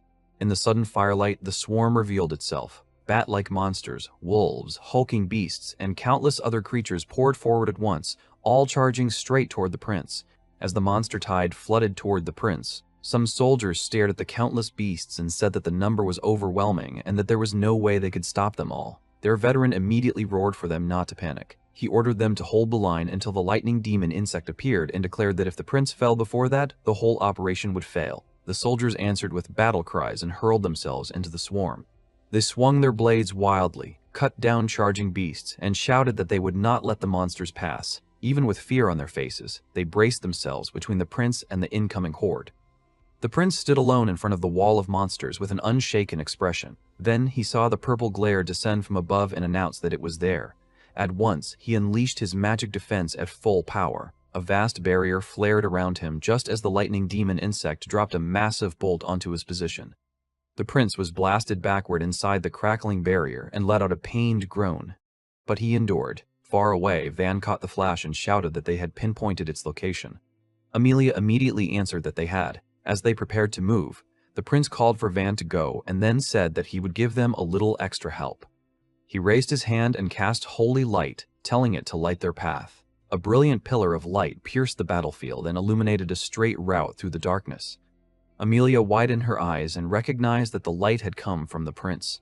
She said that she could see the path now and declared that they would go straight through the shortest route. With Van behind her on the horse, she lowered her spear and drove forward. As they charged, Van glanced back at the prince's shining figure and wondered why that kind of devotion, that way of fighting while sacrificing oneself, felt so familiar. He thought that it was exactly like Heinz in the past. Then he immediately forced the thought away, warning himself not to dwell on unnecessary things and to focus only on what was ahead.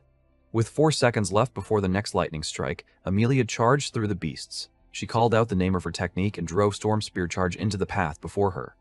The torrent of force blasted wolves aside and tore open a lane through the monster pack. When she saw the lightning demon insect in the distance, she judged that from there she could reach it before the next strike. But with 3 seconds remaining, the ground ahead suddenly exploded upward. Amelia cried out in shock as a mud golem rose in front of them. The mud golem was a pseudo-lifeform born from a crystallized underground magical mass at its core. Its body of mud was fragile, but its immense viscosity and weight absorbed and dispersed physical impacts. Amelia instantly realized the danger. She thought that this was bad, that the swamp was already reducing her speed, and that at that rate, the force of her charge would be killed. She wondered whether she should go around it. Van immediately shouted at her not to slow down. Before Amelia could react, Van launched himself off the horse. Using the momentum of Storm Spear charge, he flew forward like a cannonball fired from a ballista straight at the mud golem. As he rushed toward it, he analyzed that a mud golem's core formed lower than its center of gravity. He thought that with only his own strength, reaching it would have been difficult, but if he added this speed, it was possible. Then, with a fierce cry, Van struck. He drove straight into the mud golem's body and punched through toward its hidden core. With only a second left before the next discharge, Van drove straight through the mud golem and blew its body apart in a single strike. Amelia stared in disbelief and realized that he had sent the golem flying with one blow. As Van dropped from the shattered mass, he thought that if enough speed was added to a straight-line strike, even that kind of obstacle could be broken. He fell back toward Amelia's horse and complained that he had thought she would catch him. Then the countdown reached 0. The thunder demon insect rose into the air wreathed in purple lightning, and Amelia immediately sensed that the attack was coming again. Van answered calmly that he knew, then declared that from there on, it was his turn. He launched himself off the horse and shot toward the insect. The creature's killing intent remained fixed on Amelia, but Van threw himself into its path and shouted that he would not let it fire at her. Amelia cried out his name in shock as Van closed the distance. His goal was not to block the attack directly. Instead, he used a beast-killing technique that gathered the power of the largest muscles in his lower body into one perfectly straight kick. Even so, Van instantly understood the limitation. He realized that the kick alone could not shatter the thunder demon insect's hard shell. The insect then recognized Van as the priority target and moved to eliminate him instead. Its attacks lashed out with terrifying speed, but Van judged that while they were fast, they were still not as fast as the ring technique he had once faced from Karna. Using that comparison, he twisted through the air, slipped past the insect's limbs, and forced his way in. He roared and struck the insect at close range, hammering it with a flurry of blows in mid-air. The thunder demon insect was knocked back, but Van was also hurled away and crashed down. The insect recovered immediately, its body still intact. Van saw that his attacks were not working as cleanly as he had hoped. Instead of panicking, he steadied himself and thought that this was still fine. He decided that if he could not destroy it outright, then he would at least never give it a chance to recharge in peace. The insect's limbs stabbed and swept across the ground again and again, and Van kept slipping between them, rolling and cutting through the grass while Amelia watched from horseback. As she watched him, Amelia realized that this was truly the fight of someone without magic. That sight shook loose an old memory. In her mind, her father stood before her and told her that the great magic of nobles existed to protect the powerless. He said that if she truly understood the weight she carried, then even if her arm broke, she must never release her spear. He declared that this was the pride of Rodevelt and ordered her to stand. Amelia. Back in the present, Amelia gripped her spear and called to her father in her heart, asking him to lend her strength once more. She reflected that she had lived her whole life without ever doubting that teaching, yet now before her eyes, Van, the one who by her old standards should have been among the powerless, was the one protecting her. That realization struck her hard. She wondered whether she had been wrong all along, whether the pride she cherished had been nothing more than arrogant pride that measured a person's worth only by the amount of magic they possessed. Her expression hardened. She understood that Prince Heinz and Van had given her one final chance. She vowed that with this strike, she would pierce the insect without fail. As that resolve settled inside her, she gathered her power and drove forward again. At the same time, Van forced the insect into one more exchange. He smashed down with all his strength and then looked up, wondering whether it had worked. Believing he had finally opened the way, he immediately prepared to follow up. Then, at that very moment, something changed. Then Van's expression changed. Before he could finish his follow-up, the thunder demon insect's tail snapped at him like a whip. Amelia cried out as blood burst from Van's body and he was flung back with a pained gasp. The insect's tail segments moved independently. creating a whip-like motion whose tip speed surpassed even Van's reflexes because he had grown used to its close-range attacks with its legs instead. Amelia clenched her teeth and cursed under her breath, but she also realized that her magic charge had finally completed. She tried to rush in at once and thought that she would save Van immediately, but the insect moved first. It pulled Van into its grasp and positioned him in front of itself. Amelia froze in disbelief. She immediately understood what had happened. She thought that this was impossible. First, the creature had cooperated with other monsters. Then it had used a surprise tail attack after luring Van into getting used to close combat. Now it was using a human shield. She realized in horror that this monster was clearly taking tactical actions. She admitted to herself that she had never heard of anything like that before. As Amelia held her spear ready, another realization struck her. She thought that if the next lightning strike was fired, she had no way to resist it. But if she released her spear as things were, Van would be caught in it too. Her grip trembled. Then, Van spoke. He told her that it was fine. Amelia stared in shock. Van said that if she fired like that, they would win with that blow. Amelia started to protest and told him that if she did that, then he would die too. Van immediately cut her off. He shouted that she must not hesitate, that there was no more time, and that she had to do her duty as a commander. Amelia locked eyes with him. In that instant, she realized that what she saw was not reckless resolve. She felt unshakable belief and absolute confidence in victory in his eyes. She understood that this man had already gone beyond her common sense many times. With that realization, Amelia made up her mind. She thought that then she would truly believe in him this time. She declared that she was going. Magic circles roared to life around her as she unleashed Storm Spear Charge once more. She drove straight toward the insect with all her power. The Thunder Demon insect shrieked as the charge closed in. Van, still within reach of the monster, suddenly shouted that now was the moment. At the same time, Van seized the insect's tail and twisted his body. This was his combined trajectory technique, turn. The Thunder Demon insect's tail had a multi-joint structure in which many segments moved freely, but Van applied a rotational load beyond the limit to the tip. The range of the first joint became saturated. The resulting phenomenon was gimbal lock. When multiple rotating axes overlapped on the same plane, freedom of movement was lost and precise control became impossible.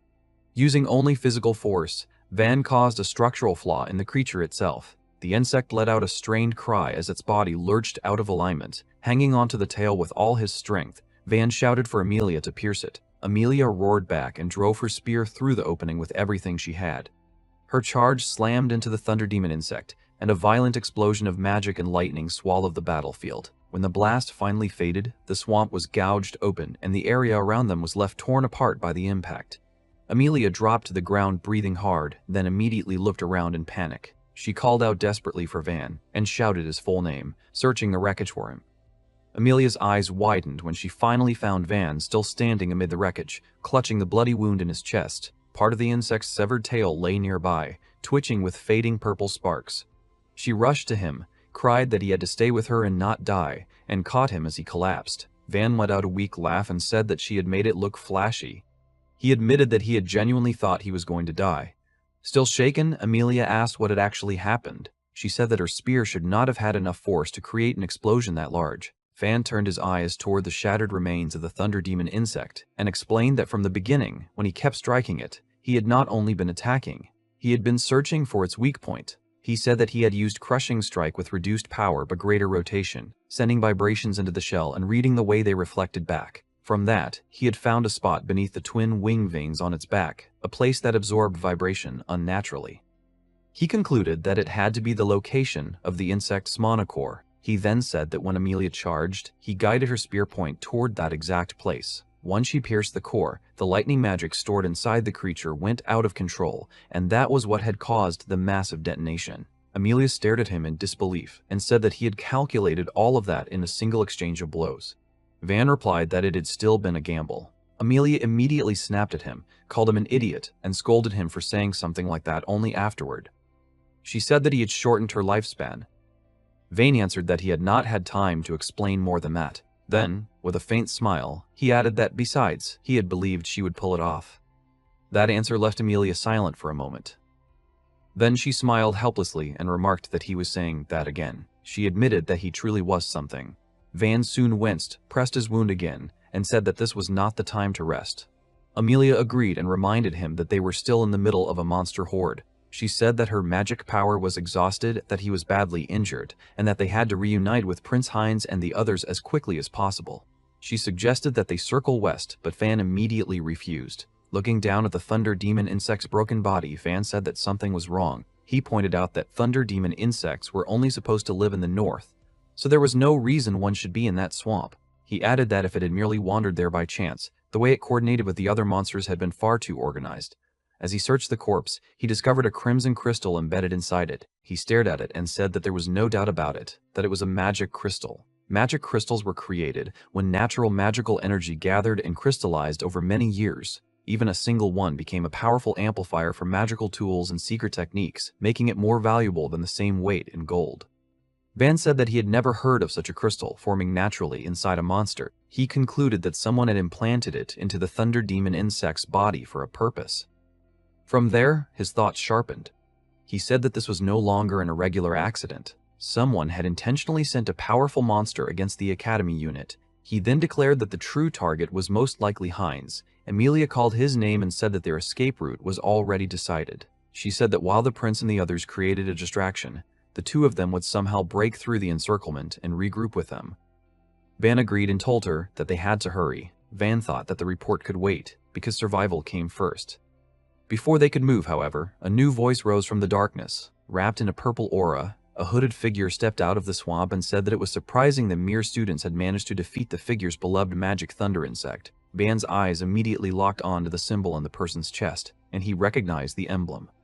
Amelia stepped forward and exclaimed that the figure was one of the remnants of the Purification faction. The hooded person answered that calling them remnants was offensive.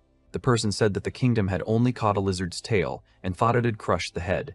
Then the figure declared that they were the true main faction, the guardians of the great pureblood. At that moment, Van felt something colder than magic. It was a warning beyond logic or magical detection, an instinctive alarm living beings felt in the presence of true death.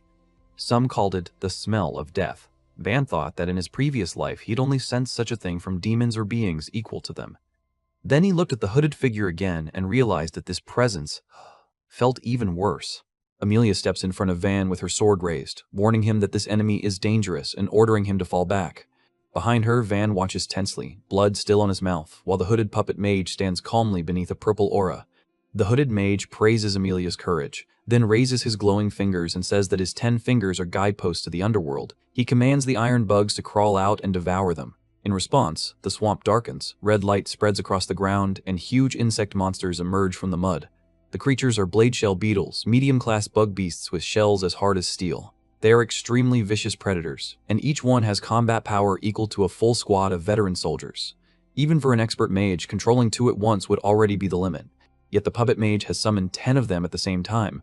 Amelia stares in disbelief and realizes how abnormal the situation is. Van also understands the truth. He thinks that the enemy is a puppet mage, and that with the monster's magic power added on top of his own, it explains how the Thunderbug had been controlled as well. He realizes that the magic crystal must have been an amplifier for the puppet mage's control magic. The hooded mage points toward them and orders the bug beasts to engrave themselves into their enemies. The blade shell beetles rush forward through the swamp, their scythe-like legs cutting through the air.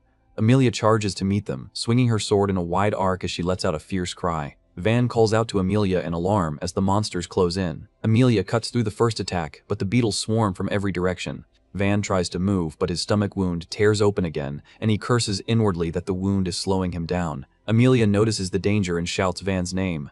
A beetle dives straight for him, but Amelia throws herself between them. Its blade-like limb pierces through her armor and body. She screams in pain as blood sprays from the wound. The impact knocks her back, and the swarm keeps pressing in. Van calls her name in shock as Amelia falls. She collapses against the ground, her body limp and bleeding, while Van stares in horror. The hooded mage smiles beneath his cloak and says that it is Van's turn now. He calls Van a filthy, magicless ape and declares that he will return Van's dirty blood to the mud of the swamp. The beetles surround Van from all sides, their sharp legs raised. Van grits his teeth and thinks that he has lost too much blood. His legs tremble beneath him, and he realizes they will not hold much longer. With monsters closing in, he decides that, at this rate, he has no choice but to use that. Suddenly, a red-black pressure explodes around him. The swamp vanishes beneath a crushing crimson presence, and Van looks up in confusion.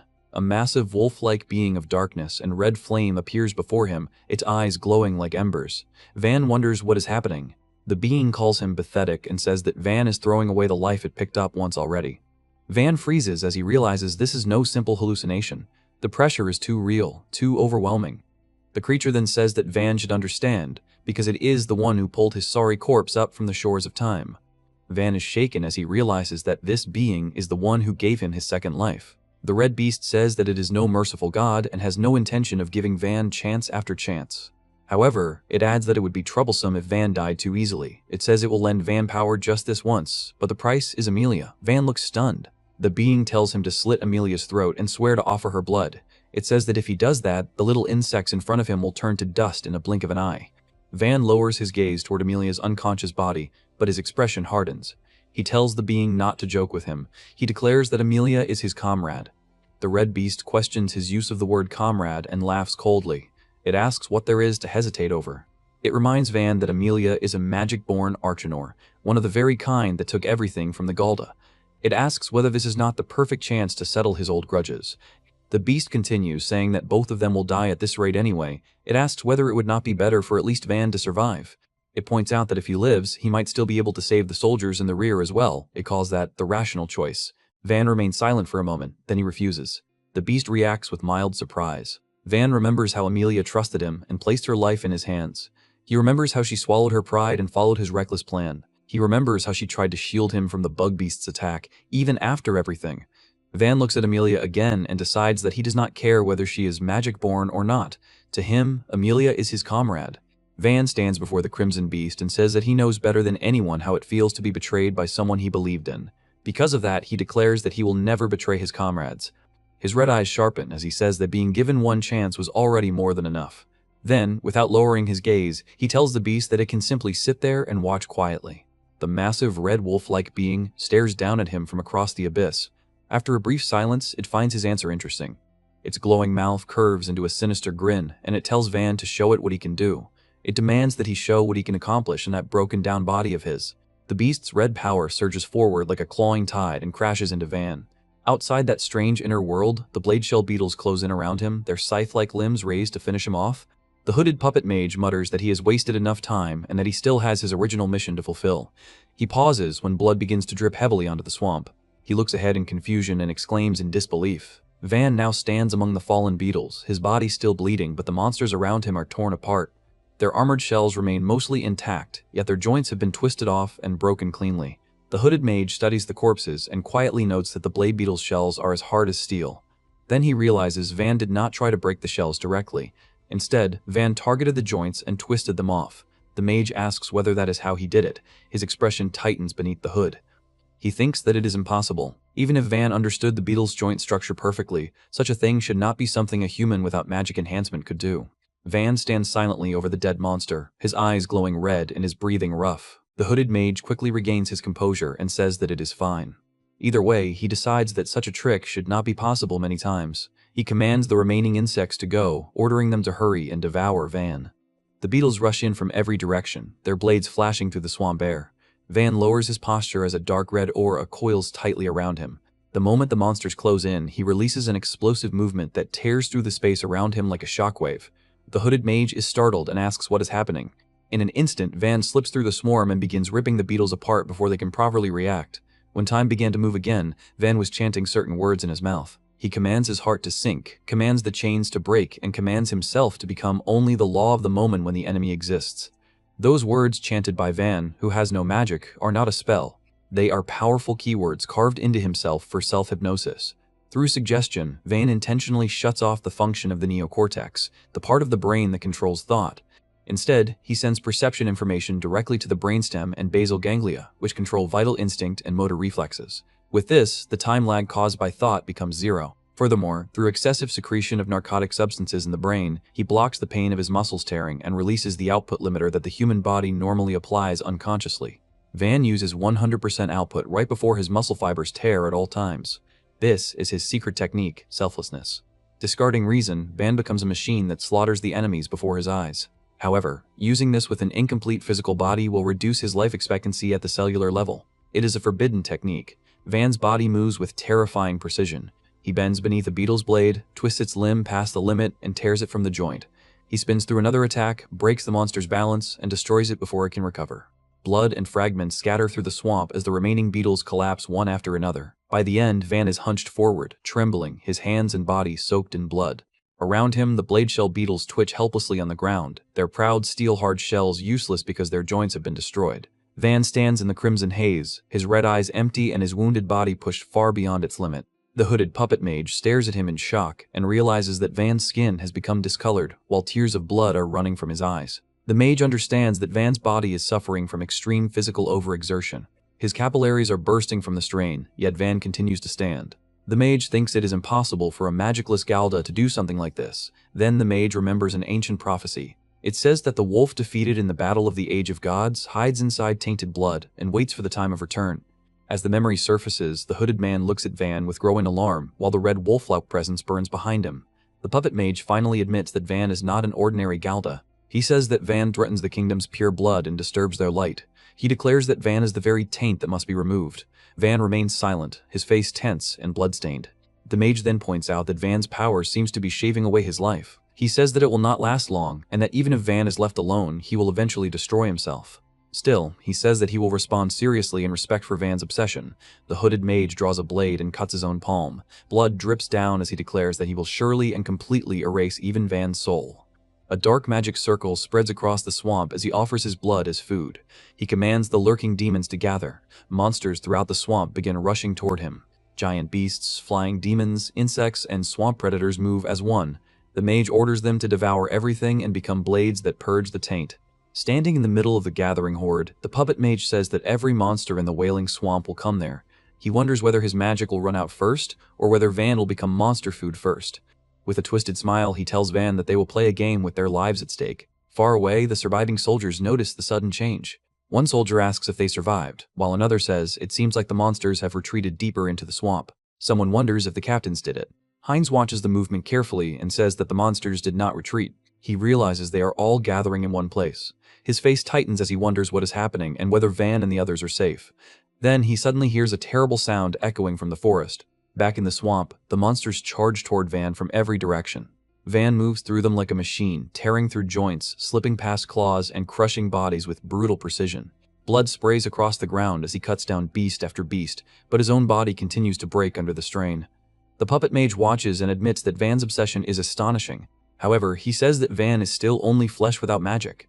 Even if he blocks pain and draws out power beyond his limits, he cannot hide his physical collapse. As Van keeps fighting, his muscles scream and tear apart. His bones crack from the impossible pressure. The mage says that shattered bones cannot support the body. Seeing Van slow down, the mage declares that he will crush him there and end it.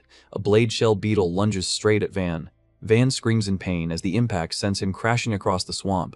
His body skids through the mud, blood trailing behind him. The hooded mage watches from a distance and asks if it is over.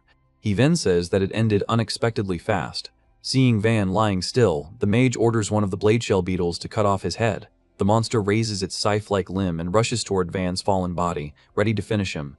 Van lies face down in the swamp as the blade shell beetle rushes in to finish him. Just as the monster's scythe descends, Van's red eye snaps open. His body moves with sudden violence. This is the feigned death reflex, an instinctive trap shown by a cornered wild animal to lower a predator's guard. The hooded mage freezes in shock and asks what is happening. Before he can react, Van bursts forward from the ground with the red wolf's aura roaring behind him. His eyes are empty, his movements are broken, yet his speed is terrifying. Van slips past the monster and charges straight at the hooded mage. With a savage grin, he drives a brutal strike into the mage's body. Blood erupts from the impact, and the hooded mage is thrown backward. The mage coughs and realizes that without his magic protection, that attack would have been instant death. He calls Van dangerous and admits that he had looked down on him as a beast without magic, but now he understands that Van could become their natural enemy. The hooded mage decides that he must make sure to kill Van there. He commands Van to disappear for good, calling him a tainted monkey. A blade shell beetle dives toward Van again. Its scythe-like limbs sweep down from above, aiming to tear him apart. But before the strike lands, a burst of blue-white force cuts through the battlefield and blocks the attack. The hooded mage looks up in shock. From the distance, the main force charges into the swamp. Soldiers roar as they advance with Heinz at the lead. Heinz orders everyone to go and save Lady Amelia and Captain Van. The troops surge forward, clashing with the monsters that had gathered around the battlefield. Their charge breaks into the horde, steel and magic flashing beneath the night sky. Helene raises her magic and freezes a huge horde of beasts in place with a shining blue spell. She says that she has stopped its movement and leaves the rest to the others. Karina immediately rushes past her, saying that even if she had not said it, she was already going to do it. Karina laughs fiercely and unleashes her technique, Bloom Crescent. A sweeping crescent of pink energy tears through the monsters, cutting down the creatures that block the advance. The hooded mage watches the situation change and quietly realizes that the main force has arrived. With so much interference, his interest begins to fade. He decides that capturing the prince can be saved for another opportunity. However, he refuses to leave Van alive. He thinks that at least this man will surely become an obstacle to their long-cherished wish someday if he survives. The mage raises his hand once more. A blade shell beetle responds and dives straight toward the wounded Van, who is still collapsed on the ground. The women nearby notice too late and react in alarm, while the hooded mage declares that it is over. The beetle crashes down with crushing force, sending a violent shockwave through the swamp. For a moment, dust, mud, and broken water swallow the battlefield. When the impact clears, Van is still alive. A man in a blue uniform stands over him, shielding him from the attack. The blade shell beetle has been stopped and destroyed at his feet. The man looks down calmly and says that they should begin the extermination. The hooded mage stiffens as he recognizes him. He realizes that this man is from the Clavius family. His expression darkens as he watches the newly arrived fighter standing between him and Van. The hooded mage then admits that this academy seems to have more talent than expected. He thinks that it would be somewhat wasteful to destroy such talent there. The hooded puppet mage decides that, for the kingdom's future, he will withdraw for today. Purple smoke coils around his body as he tells Van that he has escaped death, but that he will take Van's head another time. Van remains collapsed on the ground, barely conscious, while the man from the Clavius family stands beside him and watches the enemy vanish. The battlefield falls silent beneath the moonlight, with broken monsters scattered across the swamp. From the distance, Karina and the others call Van's name. Someone shouts for him to stay with them. Karina rushes to him first and gathers his wounded body into her arms. She desperately calls his name and tells him to open his eyes. When she sees his pale face and limp body, she freezes in horror and mutters that this cannot be happening. The nearby students panic and shout for the medical team to hurry. Karina denies what she is seeing and says that this is a lie. She clutches Van tightly, begging him to open his eyes. She reminds him that he is supposed to become her knight. She says that she will not allow him to die on his own in a place like this. Van lies motionless in her arms. Soon after, the medical team surrounds him with a glowing healing magic circle. The others stand around in tense silence, watching the healers work. Helene quietly asks how Van is. The healer explains that healing magic awakens the target's life force. However, he says Van no longer has the spark of life needed to ignite it. Karina's expression trembles. Then she snaps and tells him to stop making excuses and heal Van quickly. Heinz calmly tells her to settle down and urges the healer to do everything possible until the very end. He says Van is the greatest contributor in this battle. The medical team agrees and continues the treatment. Watching from a distance, the man from the Clavius family notices Van's discolored skin. He thinks that he has seen that before. A memory flashes through his mind. A monstrous figure with blackened skin and red eyes tearing through enemies, moving like something no longer human. Suddenly, Van gasps. Everyone freezes. The healer looks stunned and asks if Van revived. Karina and Helene cry out that they made it in time. Karina orders the treatment to continue no matter what and says they must not let him die. The healers answer firmly and keep pouring healing magic into him. The man from the Clavius family watches Van with a serious expression and silently calls him Van Kruger. He wonders whether Van has also stepped beyond the laws of reason. By dawn, the battlefield lies quiet. Broken monsters, shattered beetles, and the remains of the magic thunder insect are scattered beneath the rising sun. Later, inside the Academy's temporary treatment room, Van lies bandaged on a bed while the others gather around him. A report is given about the incident. One person says he understands now, explaining that after the appearance of the magic thunder insect, a beast controller from the Purification faction appeared. Amelia confirms it. She says that if the main force had been even slightly delayed, the advance unit would not have escaped total annihilation. The purple-haired officer listens, then gives a thoughtful response. Amelia continues that the ones who broke through that hopeless situation were Prince Heinz, whose diversion bought them time, and above all, Squad Captain Van Kruger's extraordinary bravery. The officer repeats Van's name in surprise. Amelia explains that Van used himself as bait and exposed the magic thunder insect's weak point. She says all she did was strike with her spear at the chance he created. One armored soldier mutters that it is impossible for a Galda to do something like that. Amelia's eyes narrow, and she asks coldly if there is something suspicious. The soldier hurriedly backs off, then she shifts the topic. She says that even while leading excellent second captains like them, she still brought the unit into danger, and that the responsibility is entirely hers. She says she is prepared to accept any punishment. Amelia kneels deeply. Van, lying on the bed, opens his eyes slightly and watches in silence. The purple-haired officer says those words will be written in the report. However, he adds that, against this unprecedented crisis, Amelia protected the unit without losing a single person. The purple-haired officer says that he believes Amelia's actions are an achievement worthy of praise. Amelia stares at him in surprise, then lowers her head and thanks him sincerely. Beside her, Van quietly exhales in relief. The officer says that this concludes the questioning and that they will continue inspecting the site, so everyone should rest.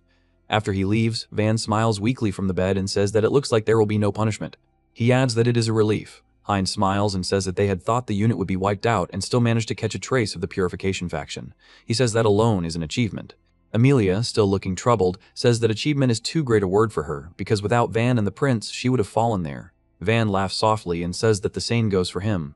Then a dark pressure suddenly fills the room. Karina stands in the doorway with her arms crossed, glaring intensely as she calls Amelia's name.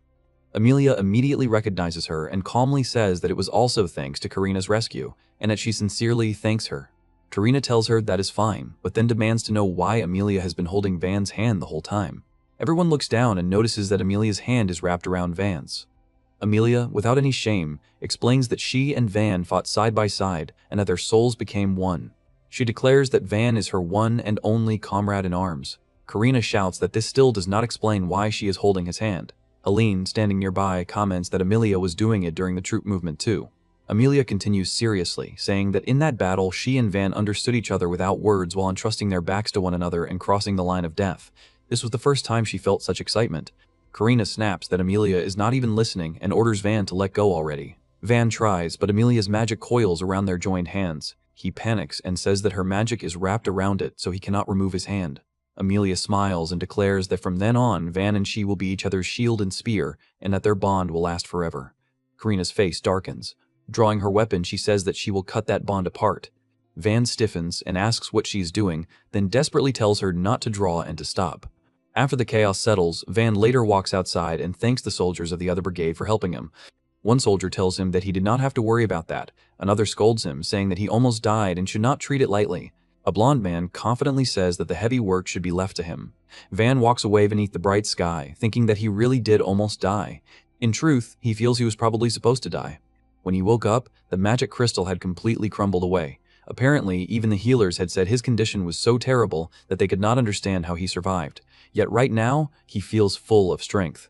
The only thing Van can think of is the mysterious girl who used that thing's magic as the price to keep him alive. His expression grows tense as he wonders what exactly she is and what she wants from him. As Van moves through the forest, he suddenly senses someone behind him. A tall, purple-haired man in a dark uniform appears before him. Van recognizes him as Arnold Senpai and politely says that he heard Arnold saved him yesterday when things were dangerous, so he cannot thank him enough. Before Van can finish, Arnold vanishes forward and strikes. Van barely reacts in time, catching the attack with his hand. Leaves scatter around them from the force. Van smiles tensely and says that this is quite a rough greeting. Arnold tells him to cut the jokes. Then, while gripping Van's hand, he identifies the technique as zero-style grip and says that Van really does know that martial art. Van's eyes widen in shock and he asks how Arnold knows. Arnold releases him and turns away, telling Van that when he returns to the academy he should come see him, because there is something he wants to ask. Van watches him leave, unsettled. He wonders if Arnold knows his techniques. Then the thought hits him fully, and he questions whether Arnold knows the Garuda shadow style. Later, inside the Academy's Grand Hall, students gather for a formal ceremony. An elderly official stands before the stage and calls Amelia Rodevalt's name. Amelia steps forward with Hines and Van beside her, answering respectfully. The elder announces that during the sudden attack by an unexpected enemy, Amelia personally led the front line and opened a path. He praises her unyielding fighting spirit and says it is truly a model for the kingdom's nobles. Then he awards her the Special Merit Award. Amelia bows deeply as the medal is placed before her. She says that she is honored. Around her, the students watch in admiration and surprise as the ceremony continues. Next, Prince Hines is called. The elder says Hines's decision to become the target of the lightning strikes to protect the unit showed what royalty should be. He awards Hines the Special Merit Award. Hines accepts the medal with a calm smile and thanks him for his generous words. The hall fills with applause again. Then the elder calls Van Kruger. Van steps forward and answers respectfully. The elder says that despite having no magic, Van exposed the magic thunder insect's weak point through intelligence and bravery, leading them to victory. He says that a unique talent like Van appearing in the Academy's history is something he is proud of. Then he awards Van the Special Merit Award. Van places a hand on his chest and thanks him. The students murmur in surprise that even a Garuda has become part of the Academy's pride. Later, outside in the Academy garden, Amelia still looks troubled. She says she still cannot accept it. She says that she acted arrogantly, put the unit in danger, and yet still received an award. Van sighs and says she is bringing that up again. Heinz gently tells Amelia not to blame herself so much. He says that without her storm spear, victory would have been impossible, and that this is a fact no one can deny. He says he really did not do much, and was only being targeted. Van answers that Heinz took enough risks too, because without that diversion, they would all be buried in the swamp by now. Heinz smiles and says hearing Van say that makes him happier than the medal. Van denies that and says he only stated the facts. Van then admits that even so, for the Academy to honestly award a Garuda like him feels strange. Heinz says Van's actions truly deserve the award, though the Academy also has its own motives. Amelia asks what motives he means. Heinz explains that the military training exercise was attacked by the Purification faction, and many people were injured. For the Academy, that is a major disgrace affecting its reputation. Van understands and says they raised up heroes to leave the impression of an Academy victory, and that giving him an award was likely part of creating attention. Heinz smiles and says, Van is not only skilled, but also has the eyes to see the bigger picture. Van looks confused. Then Heinz calls Van by name and asks whether he will come work under him after graduating from the Academy. Van is stunned and asks what he said. Heinz says he has a dream, and that to make that dream come true, he will definitely take the throne. For that, he needs someone like Van, someone with a power that does not fit into a mold. He asks Van to change the country with him, saying it is not a bad offer. Van freezes. Old memories flash through his mind, and his expression twists as he remembers another time, another promise, and the betrayal that followed. His chest tightens, and he nearly loses control. Amelia suddenly steps between them and addresses Heinz as His Highness. She apologizes for her boldness, but says she cannot ignore what he just said. Heinz lightly comments that she caught him. Van is inwardly thankful that she intervened. He thinks that Amelia is right. Normally, it is impossible for the prince to take the throne, because that is basically the same as saying he will get rid of his older brothers. Then, Amelia adds that Van has already decided to come to her territory after graduation. Van freezes and asks what she means. Heinz asks whether that is so. Amelia hesitates, then tries to explain that it is because he is, in some sense, hers. Van snaps, saying that is not the issue at all. He tells her not to decide his future on her own. Someone interrupts Amelia and Heinz by asking what they are all making noise about and calls them heroes. Before the conversation can continue, Van notices Helene and Karina approaching. Helene smiles and congratulates them, saying that she watched the ceremony. Karina also congratulates Van, saying it is only natural for her knight. Then she teasingly asks if he will win the 5 glories next year. Van awkwardly thanks her while thinking that he is not her knight. Van then turns serious and says that it seems the Academy leadership cannot take a break right now. Helene agrees and explains that the swamp incident is being treated as a serious matter in the royal palace too. Karina says that is natural, since a prince almost died. Helene says there is suspicion that the military training promotion plans were leaked to the Purification faction. She explains that the Academy will quickly conduct an internal investigation and report everything to the royal palace. Van quietly thinks about the Purification faction, but Helene smiles and says that, at least for now, it is fine to be happy. She places a hand on his shoulder and says that he and she have taken a big step toward their goals. Van looks down at his medal and agrees inwardly. He thinks that they are definitely getting closer to knighthood. He vows that he will rise to become a kingdom noble and create the path to change the country with his own hands. Van quietly agrees, and Helene smiles back at him. Karina watches them suspiciously and asks what they mean by their 2 goals. Amelia and Karina interrupt. Amelia grabs Helene and Karina demands that he explain those words in detail. Van tells them they are having a serious conversation. Later that night, Van heads to the Academy training grounds. Arnold Clavis stands there alone, bare-chested, practicing with sharp, controlled movements. Van approaches silently and watches him. Earlier, Van asks who Arnold is. Helene explains that Arnold is extremely special, even among the 5 glories. She says that at only 17, he is already the head of the prestigious Clavis family. His skill as a magic warrior is extremely high, and even the instructors respect him. Karina adds that she hates admitting it, but she cannot tell what Arnold is thinking. Van remembers that Arnold is the man who recognized the techniques of the Garuda shadow style. On the training ground, Arnold finishes a movement with enough force to carve the floor, then turns toward him and says that Van Kruger came after all. Van answers calmly that since it was a summons from a senior, he came. Arnold says that he has no intention of making Van owe him, and he does not need to respect him just because he is older. Arnold says he called Van there so they could talk without restrictions. Van asks what he wants. Arnold says he will state it directly. After a tense pause, he says that he wants Van. Van recoils in shock and lets out a panicked sound.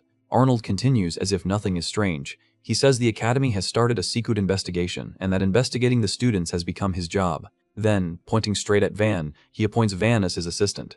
Van stares at him in complete disbelief and exclaims in shock,